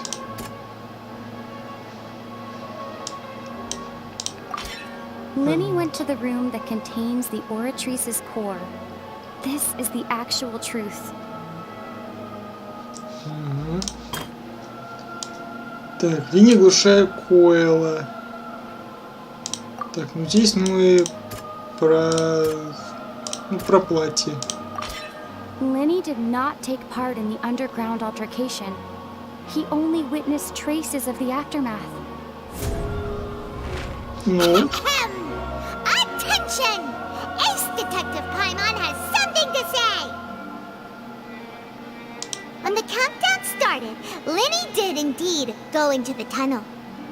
But he immediately used a vent to access the Opera House basement, which is where the underground core of the Oratrice is stored. Once he reached that area, he heard a voice in what should have been an empty room. Since he felt something was amiss, he returned immediately. The crime scene had already developed by the time he reached the tunnel again, and in order to complete the magic trick, he did not remain there for any length of time. Finally, he reached the surface, and that was when the accident happened from his point of view. Therefore, he's innocent.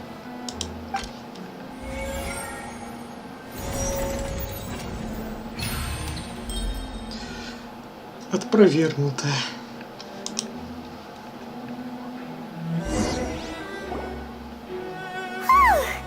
Paimon did it! Paimon actually managed to say all that! Wasn't it awesome? In other words, you believe that he knew nothing of the incident? That's right!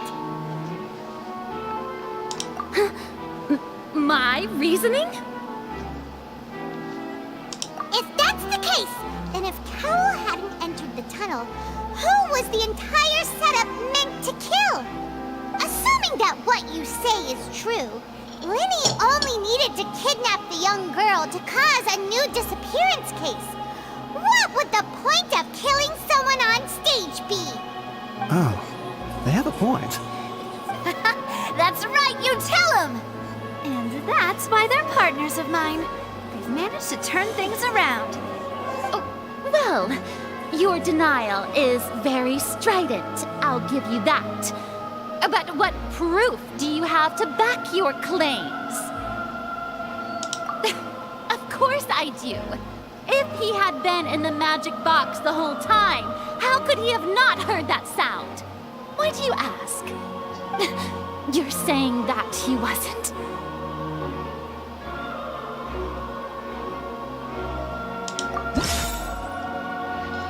Так, информация про пропавшую девушку. Are you sure we don't need to give this more thought? Так, нет.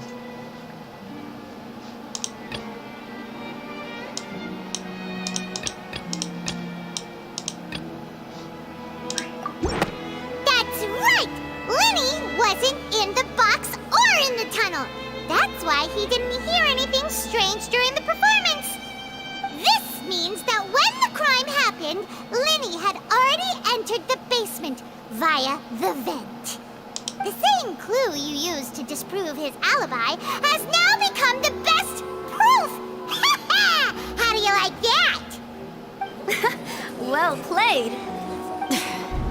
To think you'd use such logic. Well then, if it wasn't Lenny who committed the crimes, then who was it?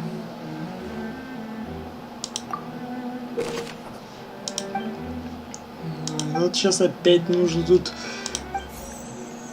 раздумывать.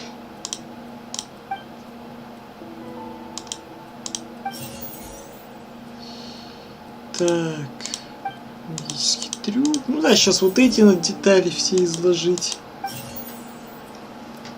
Так. The deceased's name is Cowell, Lenny's assistant. He would have been able to tamper with the equipment. Halsey is the missing person and an ordinary audience member. Or did she have her own scheme all along? Could there have been a third person involved? Is that really a possibility? Так, ну она у нас пропавшая, поэтому хер пойми, что с ней стало. Третье лицо там вообще не может присутствовать, значит входит.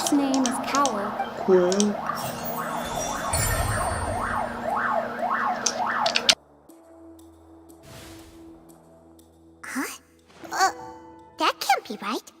Are you serious? The killer was, in fact, Cowell, the deceased! Oh, is that so? How interesting! Let's hear your reasoning then. What I must do next is recreate the truth. What Cowell did, and how he went from would-be perpetrator to victim. Так, ну окей. No one entered or left the opera house through its entrances. So, where would the criminal have wanted to take Halsey? The deceased's name is Cowell, Lenny's assistant. Halsey's clothing was in the tunnel. The sound we heard may have come from a clash between the missing... Lenny was not in the tunnel at that moment. Так, вот Lenny ушел в туннель. It would have been tough for both people to fit into that vent. They would likely have bumped into Lenny as well. Так. The sound we heard may have come from a clash between the missing Halsey and the criminal. No one entered or left the... Вот это допустим. Halsey's clothing was in the tunnel. So, there must have been some fear that she would attract attention. The deceased's name is Cowell, Lenny's assistant. Так, неверно, так. The sound we heard may have come from a clash between the... Ну, приглушенный звук был у нас. It would have been tough for both people to fit into that vent. They would likely have bumped into Lenny as well. Ну да. Halsey's clothing was in the tunnel. So, there must have been some fear that she would have... Так, ну про приглушенный, да. Так, остается две улики. No one entered or left the opera house through its entrances. Так. It would have been tough for both... The deceased's name is Cowell. No one entered or left the... Вот такая уже самая чистая подсказки.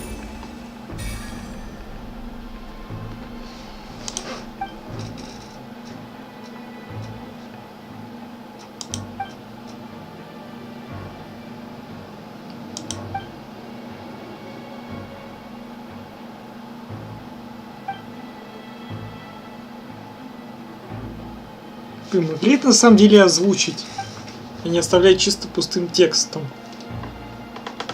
Мне же мысли озвучили. Are you still having trouble figuring things out? I see how it is. So this was all just a bluff. And here I thought you had something to show for it. But it seems you're still far from the truth. Look, since we're at a dead end, why not consider a different track? Just like the trick as it transpired, the end result must have been utterly different from the magician's initial design. If only we knew how Halsey disappeared. Well, that would be nice, but the tunnel only has 3 exits, and none of them seem very likely. It's not like this is a magic trick where you can just make a real-life person disappear. You know, like you did from that water tank, Lynette.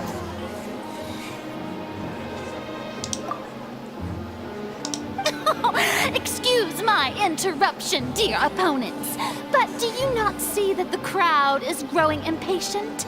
There is no greater sin in this opera house than an awkward delay in the performance.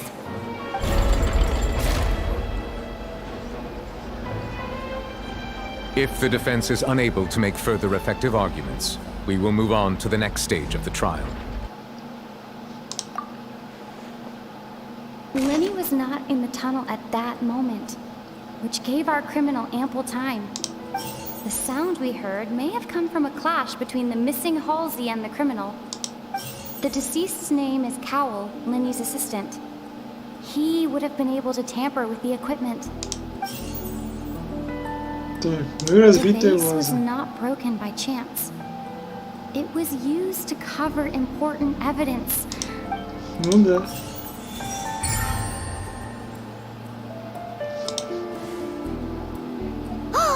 Paimon gets it! It all comes together if Halsey disappeared instead of being kidnapped. Lynette escaped from the water tank, vanishing gradually and leaving only clothes behind. If there's a similar method where a person could be transformed into water... Just a moment, please. I do hope you know how preposterous you sound at the moment.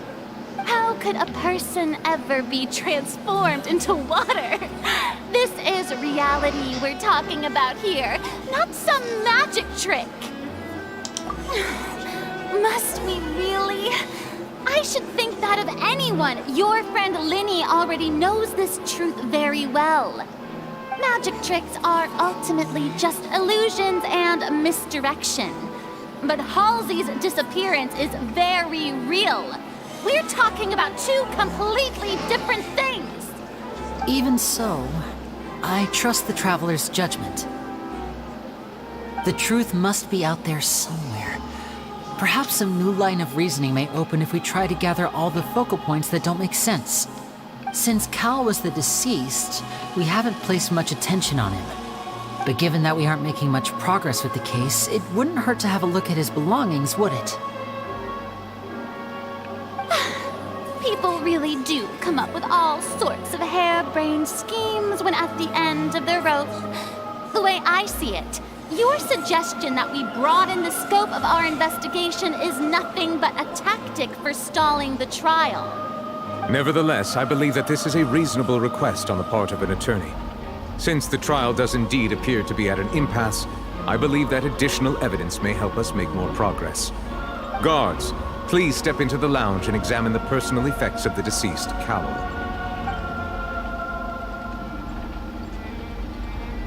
We are still examining the items, but we have already made critical progress that we feel must be shared with everyone post-haste. We discovered several test tubes of fluid within Cowell's baggage, each labeled separately.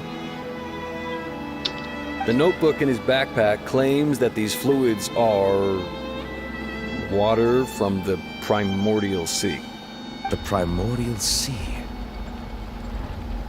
The note's contents also indicate that Cowell belonged to an organization that sells illegal drugs and that he had an accomplice.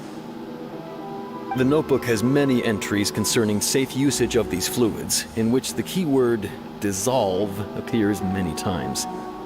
One of these tubes was labeled Opera Epiclese, along with yesterday's date. It is empty. The notes also state that these dissolution properties work exclusively on people from Ffontaine, It's likely that Halsey was chosen as some sort of test subject. As such, we believe that the defense's hypothesis is, in fact, supported by sufficient evidence. You've got to be kidding! People dissolving into water? Could something so ridiculous actually be true? Wait a moment. This reminds me of a certain prophecy, but it's just a coincidence, isn't it? Huh. If people can become water, does that mean that the water tank's real use was as a means to hide water stains? And if Cowl was targeting that girl... Wait just a minute. Could that mean... You two, with me, quick! Demoiselle, wait! What about your partners? Let's go. Just trust me. Order! Order! It is undeniable that further examination of the deceased's personal effects has yielded some surprising results, but we cannot yet verify the veracity of these clues. Still, let us assume that these clues are indeed authentic, albeit with the understanding that Ms. Halsey has yet to be found. Guards, please continue examining the items along these lines. Mr. Linney, it appears your hypothesis is supported by the evidence, so please continue speaking. Of course. Thank you, Your Honor. If we uphold this hypothesis, I believe that many of this case's seemingly unrelated clues can be connected together. Right! Like the metal hook! That one didn't make sense at all. Let's think about this. Cowell's methods must have something to do with that water from the primordial sea. Вода первозданного моря. Oh dear. The deceased's name is Cowell, Linny's assistant. He would have been able... Да, был доступ к реквизиту. The water from the primordial sea should already have been prepped before Halsey entered the... Lynette was in the magic box on stage the entire time. Did she have something to do with this? I remember there was something else within the inner layer of that box. Ну, что-то про ящик. Про крюк еще Now it seems like было the hook что-то. rope was not meant for another magic trick, but was instead some form of trigger. Допустим. Ну да, ни хрена ничего верного не было. Так, ну веревка The была. rope that strung the water tank up was lit by the fireworks and cut. As such, the focus here is on the water and not the tank. Веревка. Так. Now it seems like the hook rope was not meant for another magic trick, but was instead some form of triggering mechanism. The water from the primordial sea... Тоже неверно. Я уже чисто наугад кликаю. Так. Так. Lynette was in the magic box on stage the entire time. Did she have something to do with this? I remember there was something else with... Ну, допустим, вот этот ящик. The Затем... rope that strung the... Хотя не... I remember there was... Вот Lynette этот. was in the magic... Вот этот ящик. С тем The rope that веревка. strung the... Так. Lynette was in the magic... А можно сменить улики? Их нельзя сменить. The rope that strung the water... I remember there was some... О, ну вот это вот верно. Про то, что в ящике что-то было. Now it seems like the hook rope... The water from the primordial... О, угадал. Нормально. Так. Окей.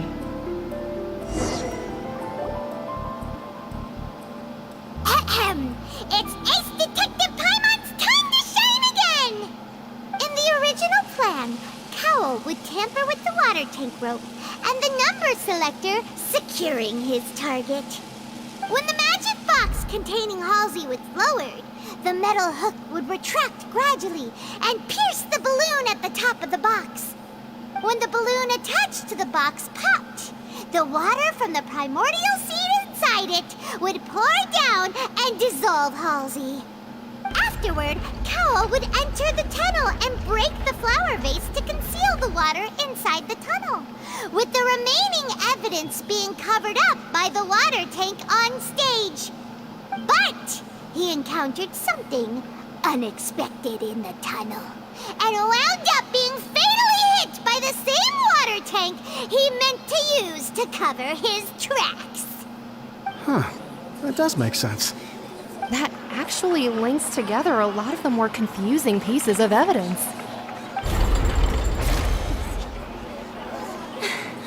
Oh dear, what do I do? Even I think they sound convincing now. Have I falsely accused an innocent person? What a humiliation.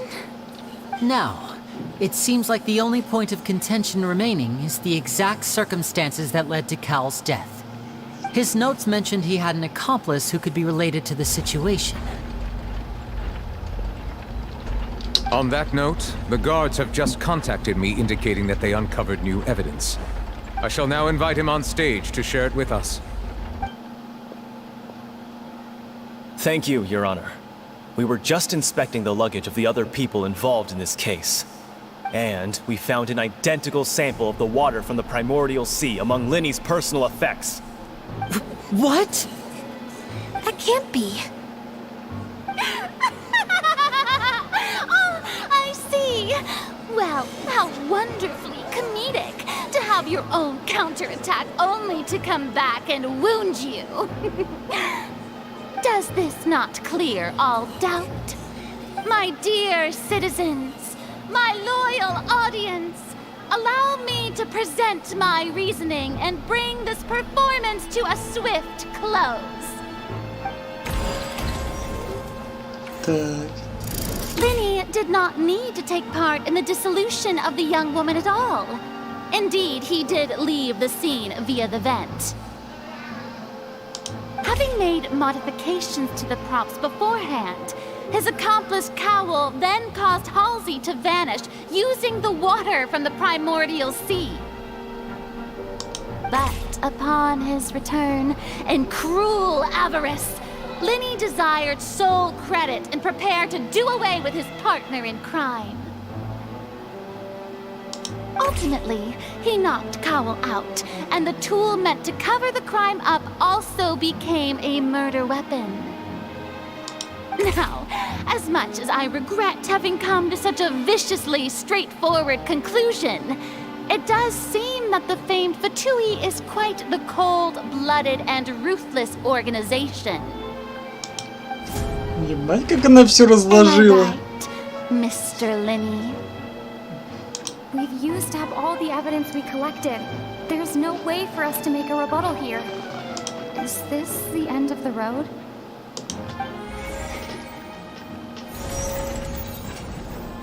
Oh no! Paimon can't think of anything either. It doesn't look like there's any way around this. Seems using the water as new evidence was too good a move. Why did this have to happen now? I think we've all seen enough now, and we have ample witnesses to my flawless reasoning. I believe this is indeed the finale. Now then, my good, noble Chief Justice, should we not, in your view, move... Excuse me, everyone, but I must interject. Miss, I must ask you not to shout, and to respect the ongoing legal proceedings. Oh, come on. Don't be hasty. I have a good reason for interrupting, you know. Now, would anyone here like to take a little break from all this debate and see a little magic? I'll show you an amazing trick. One that can bring a young woman who has disappeared back in the flesh, right before your very eyes. Please, do the honors, Mr. Linny, if you would be so kind. What in the world is she saying? No offense, miss, but miracles like that are beyond my scope as a magician. Come on now, don't be silly. Magic is all about misdirection, isn't it? It often conceals the truth while presenting a fascinating illusion. But once everyone believes the illusion, can't magic reveal the truth to them once again? And wouldn't such a trick be the most marvelous finale to today's performance? Come on, Lenny and Lynette, give it another go. Don't worry, Spina di Rasula has made the necessary arrangements on your behalf. But as the magic makers and stars of the show, I think I should leave the final performance to you. I understand.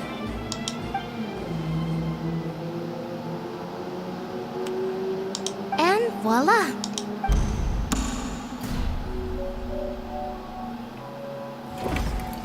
Ну надо же, случилось чудо! Sorry for the interruption.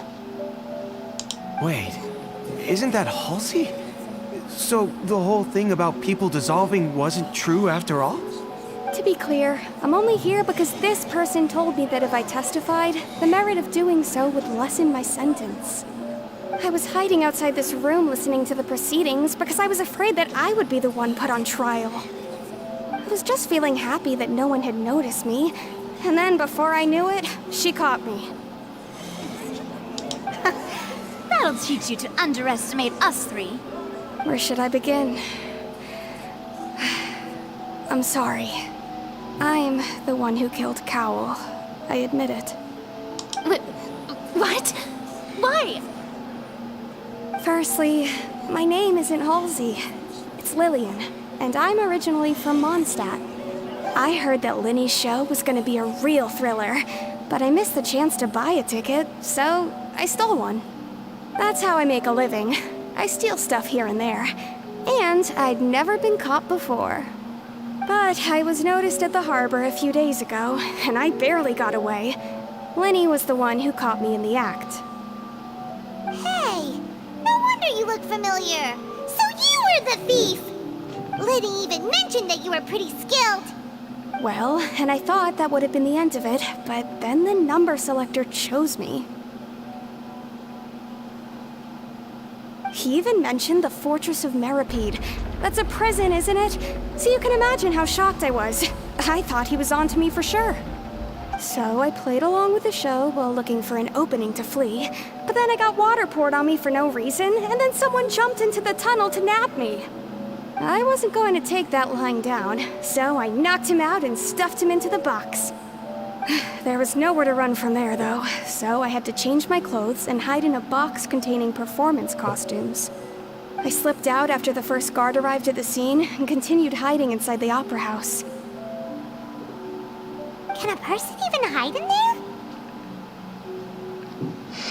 But I swear I didn't know that the water tank would Шкафу, fall down. например. Really, I swear it. Had I known that, I wouldn't have put him in the magic box. I may be a thief, but I'm no killer. Well, that makes everything pretty clear now, doesn't it? This time, we need to tell the entire story from Lillian's perspective.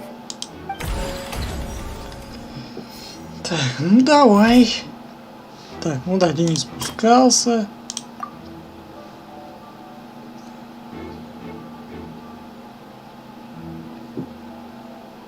Так, ну здесь по сути все верно. Так, вот здесь надо опровергнуть.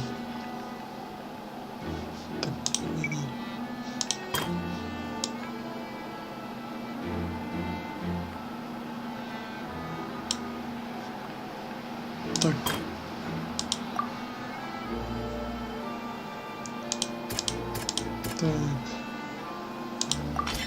The flower vase was not broken to cover anything up, but was smashed during the struggle between Lillian and Cowell. Ну да. Так, и не глушай койлы. Так, тут у нас нет. Тут у нас пространный звук. Нет. Знаешь, про одежду. Да. Lillian was afraid that she would be recognized if she left, so she changed clothes and hid, biding her time. Just what one might expect of an experienced thief. Угу. Так, и инцидент на сцене. Вот крюк. Нет. А, может это? А, да, The вот. strange sound wasn't from a fight. It was Lily-Ann's attempt to break out when she was frightened. And it's Ace Detective Paimon time! Ну все. Having been selected out of the blue, Lily-Ann panicked. Her panic only intensified after she entered the tunnel and had water poured on her head. So she kicked the door open, producing the thud we all heard. Hearing the commotion, Cowell leapt into the tunnel, only to discover that Lily-Ann had not dissolved. He did not know that Lily-Ann was not from Fontaine, but was a thief who made her way in by stealing a ticket. Mistakenly believing that the water from the primordial sea needed time to take effect, he tried to force Lily-Ann back into the box. The two broke the flower vase during the struggle, but Lily-Ann came out on top, knocking Cowell out and putting him in the box. With no way of escaping, she changed her clothes and hid in the costume trunk until the performance ended. Ну все. И это опровергли.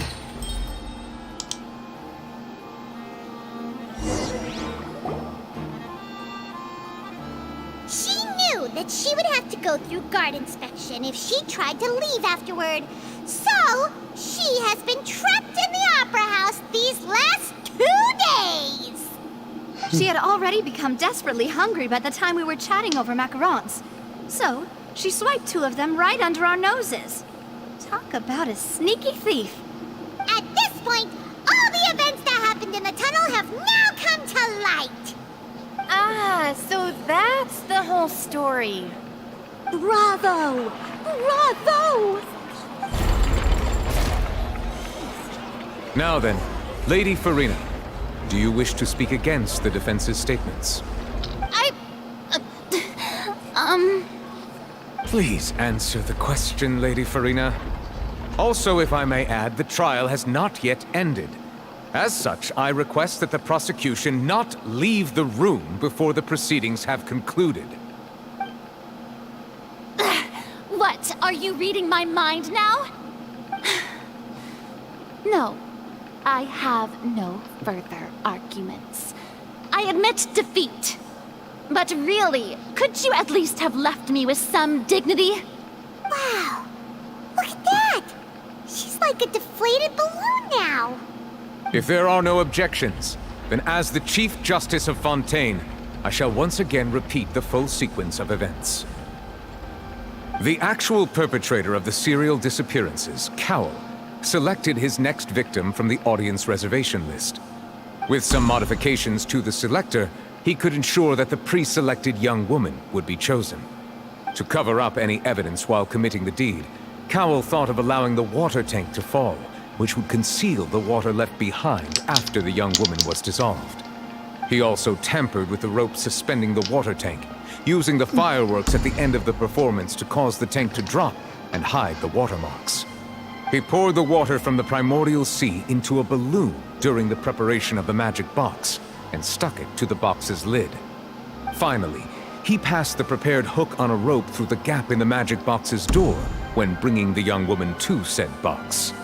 When the magic trick officially began, the box containing the woman was lowered into the tunnel, tightening the hook rope and bursting the balloon containing the water. If all had gone to plan, the young woman would be dissolved at this time. However, Lily-Ann was not from Fontaine, and thus fled the box with a loud noise. Realizing that there was trouble, Cowell entered the tunnel and met Lily-Ann. Thinking that the waters had not yet taken effect, he decided to proceed. However, his opponent was more capable than he thought, and he was overcome, knocked unconscious, and placed into the magic box, and thus became his own final victim. Lily-Ann, according to her own statements, then changed clothes and hid until the performance ended, before hiding in other parts of the opera house.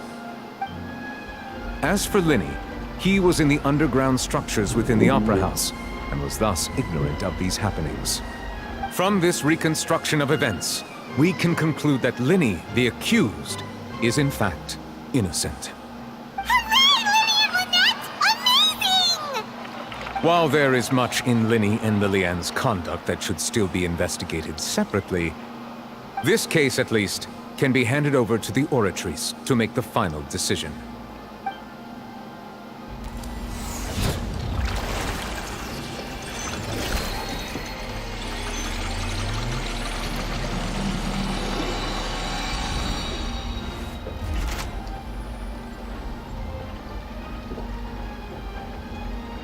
As such, Linny and Lynette are officially declared not guilty.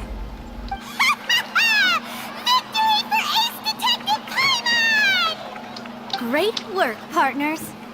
Thank you all. Thank you so much. Next, I think we deserve an explanation, Guard Vaughn. How did you find the water from the primordial sea in Linny's baggage? Right! Your discovery caused me to make a serious mistake, you know. Or was that not a discovery, but false evidence that you dared to bring before this court? I suspect that the accomplice mentioned in Cowell's notes was not Linny, but you, yes?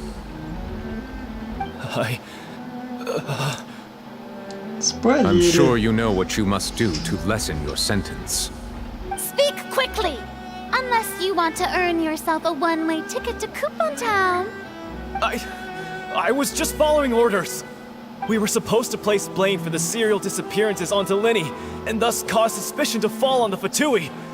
The higher-ups said this was the best opportunity to do so. And now that your plan has fallen through, and the secrets of the water have been revealed, you have become a liability to said higher-ups, yes? Therefore, you would be wise to tell everything you know, and seek the protection of the guards. Yes, I'll tell you everything I know. Our boss discovered that the water can cause people to dissolve. It can also be made into a potion, which, when extremely diluted, can cause people to experience unforgettable exhilaration.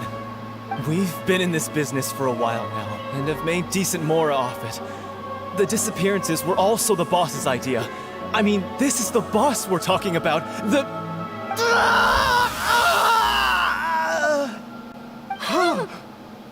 Растворили.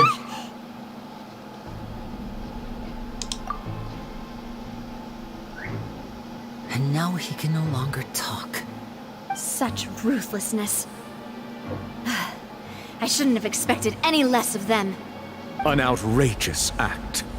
All present, please submit to inspection immediately.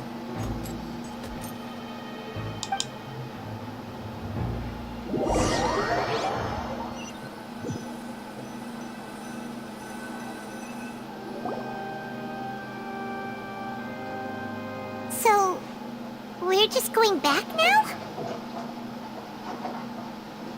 That's true, but... Traveler, Paimon, please wait. Linny... I know you may not want to speak to me right now. Maybe you don't even want to look at me. But still, let me thank you again for defending me to the end, even after you learned that I'm a member of the Fatui. I guess. But regardless, I'd like the opportunity to set things straight. I didn't approach you with any ulterior motives or ill intent. I've spoken to you as myself, just plain Linny this entire time. As for why I'm a Fatus, it's because the goals of the House of the Hearth align with those of an orphan like me. That's all. That was how Father, who you might know as the Knave, approached recruiting us back then too. The Knave? The one who controls the House of the Hearth? She's your father? That's right. And since we're here, I was wondering, would you mind hearing a story? It's about my past. Back when our parents first died, Lynette and I were left wandering the streets. To survive, I took to surreptitiously observing an older street performer who did magic. It took me several days to figure out how he pulled off his amazing tricks. I took my sister through several streets until we found a crowded corner, and we began to perform magic tricks there. To my surprise, we proved to be pretty popular, and we could at least stop worrying about where our next meal would come from for a time. But I didn't want my sister to remain a street rat together with me forever. Before long, an aristocrat came to me and claimed that he wished to take us in after watching my performances. So you went from orphans to nobility just like that? That was how we felt at first, too. As if fate was on our side and we could say goodbye to those painful days.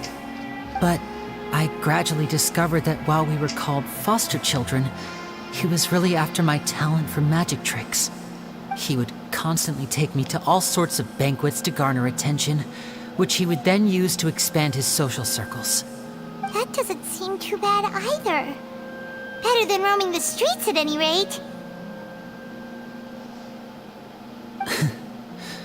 It took a while for me to realize just how dark his heart really was. After one particular performance at a banquet, I discovered that Lynette was not on the same return vehicle as me. I waited a long time after we returned home, but she did not come back. I went to that noble's bedroom and asked him about her whereabouts. The answer he gave me was, she caught the eye of the most eminent person at the banquet, so I sent her over as a gift. I mean, you'll be able to perform your magic regardless of who your assistant is, yes? Oh no. So he was gonna... But wouldn't Fontaine's laws deal with such people?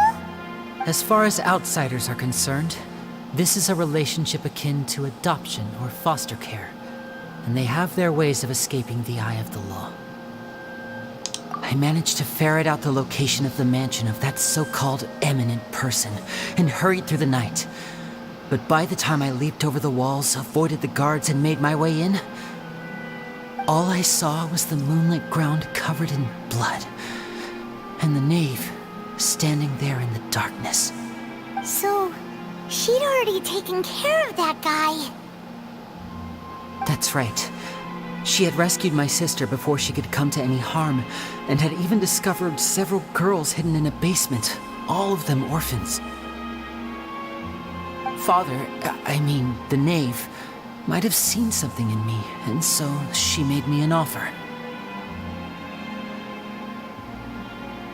The House of the Hearth welcomes you, for your interests align with ours. Here, none will ever betray you. Indeed, betrayal shall never be permitted here. I was hesitant to trust her. I mean, I had just been betrayed by nobles. But she was also quick to destroy the noble who had taken us in at first, giving us back our freedom. Oh, so that's how the two of you joined the House of the Hearth. She has her own plans. She has gained permission from the Sarita to first use the Gnosis' power once she obtains it. She plans to use it to find a way to break the prophecy and save Fontaine. So, she believes in that prophecy too? That's right. The whole House of the Hearth is currently working to combat that crisis. Today's case has also proven that people from Fontaine can indeed dissolve into some sort of water, thus further supporting the prophecy. All of us house members here, Lady Arlecchino herself included, are from Fontaine. We won't give up on defending our homeland. To us orphans, the only connection we have left to this world, apart from our family, is our homeland. So, from small deeds like distributing magic pockets to huge schemes like stealing a Gnosis, everything is aimed at dealing with that prophecy. It's all right. I understand. The only thing I can do is relate all this to you. I just hope you can understand that even as a member of the House, I have never stopped making my own decisions, and that I believe what I'm doing is right. If you should need anything at all in the future, feel free to find me. I will do my best to help you, as plain Linny.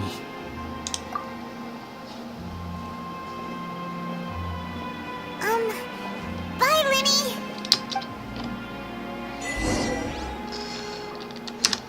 Так. Большой магический разворот.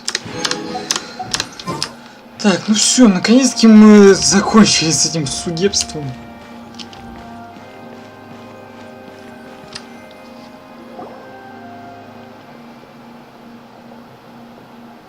Hey there. What What was with the disappearing act you pulled right as the trial ended? Were you looking for us, Navia? Well, this whole thing isn't exactly over, is it? I do feel that we're getting closer to solving the serial disappearances case, though. Don't you think so, too? Huh? What's wrong, my dear partner?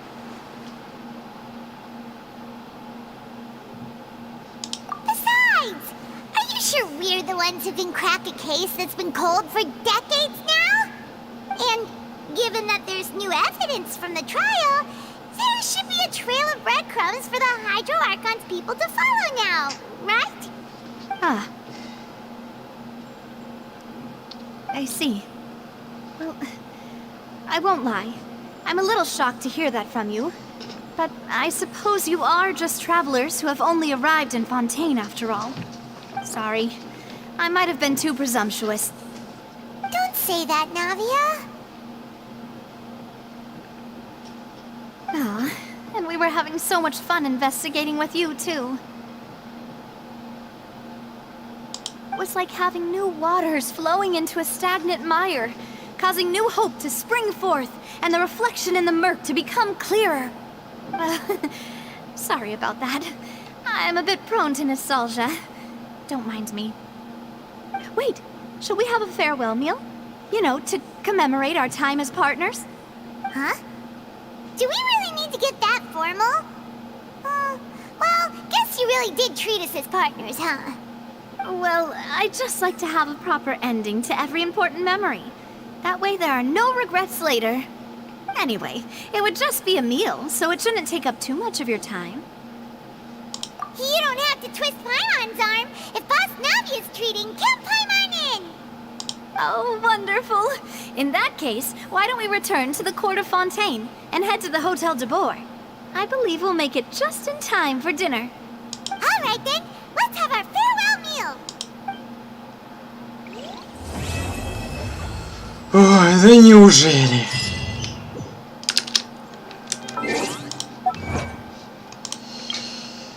Прелюдия белых роз и черных волн. Ну все.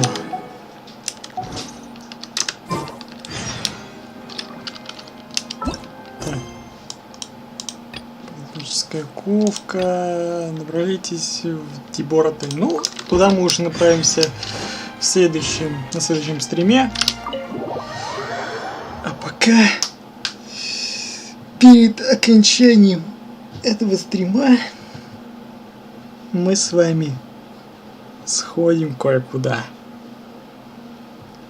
Для эпичного завершения нам нужно сразиться с самым настоящим гачи-боссом. Боссом Фонтейна. Это будет, считай, великое, легендарнейшее сражение. Те, кто знает, тот знает. Про кого я сейчас имею в виду. Это будет великая и эпичная битва. Так, ну, перед тем, как сражаться, мы с вами подготовимся. Вот он, наш босс. Ожидает нас. Так, ну сейчас мы подготовимся. Так, сейчас возьму третий отряд. У меня пустой. Так. Значит, говоря, возьмем тебя. Вот, кстати, классная анимация, когда они добавили. Yes. Персонажа. Our mission begins. Вот они наши гачи-мужики, которые будут его расхерачить. Sure. Вот. Вот примерно таким составом мы с вами пойдем его херачить. Ну, так. Да, еще же круточку мы получаем. 71 круток. Нормально, нормально. Так, ну а теперь мы даже с вами подберем так подходящую музычку для сражения. Так, ну тут уже можно вот так сделать. И здесь мы уже не по сюжету идем, здесь мы уже по своей волне идем. Так. Так, и самое главное, надо еще и музыку подобрать подходящую. Мы же все-таки идем на эпичнейшего великого босса. Поэтому для этого сражения мы подберем самую что ни есть подходящую музыку. Это же великое сражение будет. И надеюсь, что мы одержим победу. Так. Так, сейчас мы заодно подготовимся. Мы сейчас применим пищу адепта. Что-нибудь на защиту. Ну вот это примерно. Ну, можем зелье от воды, чтобы сильный урон не получать. Конечно, не знаю, поможет нам это или нет, но все пробовать можно. Так, и можно, кстати, еще на... Не знаю, чтобы стамина меньше тратилась, как вариант. Так, ну и все, в принципе. Ну шо, поехали.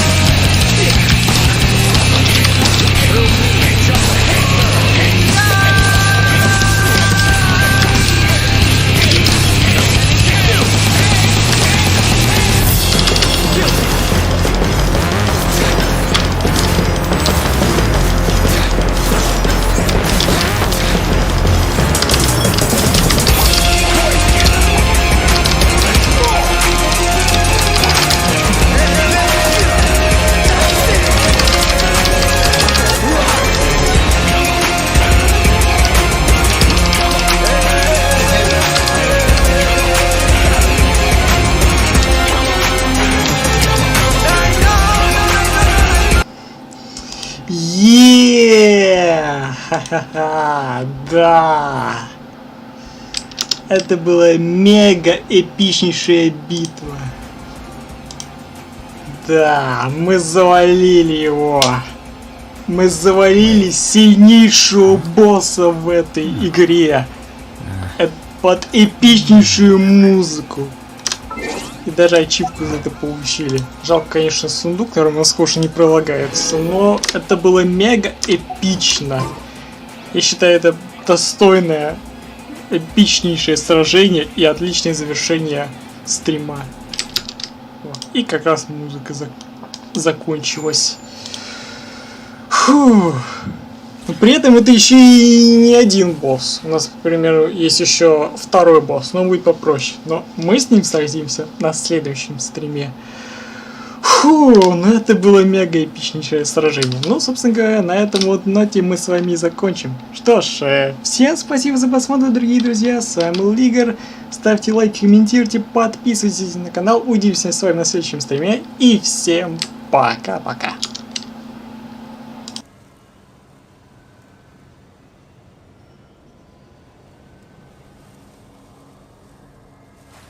Wait.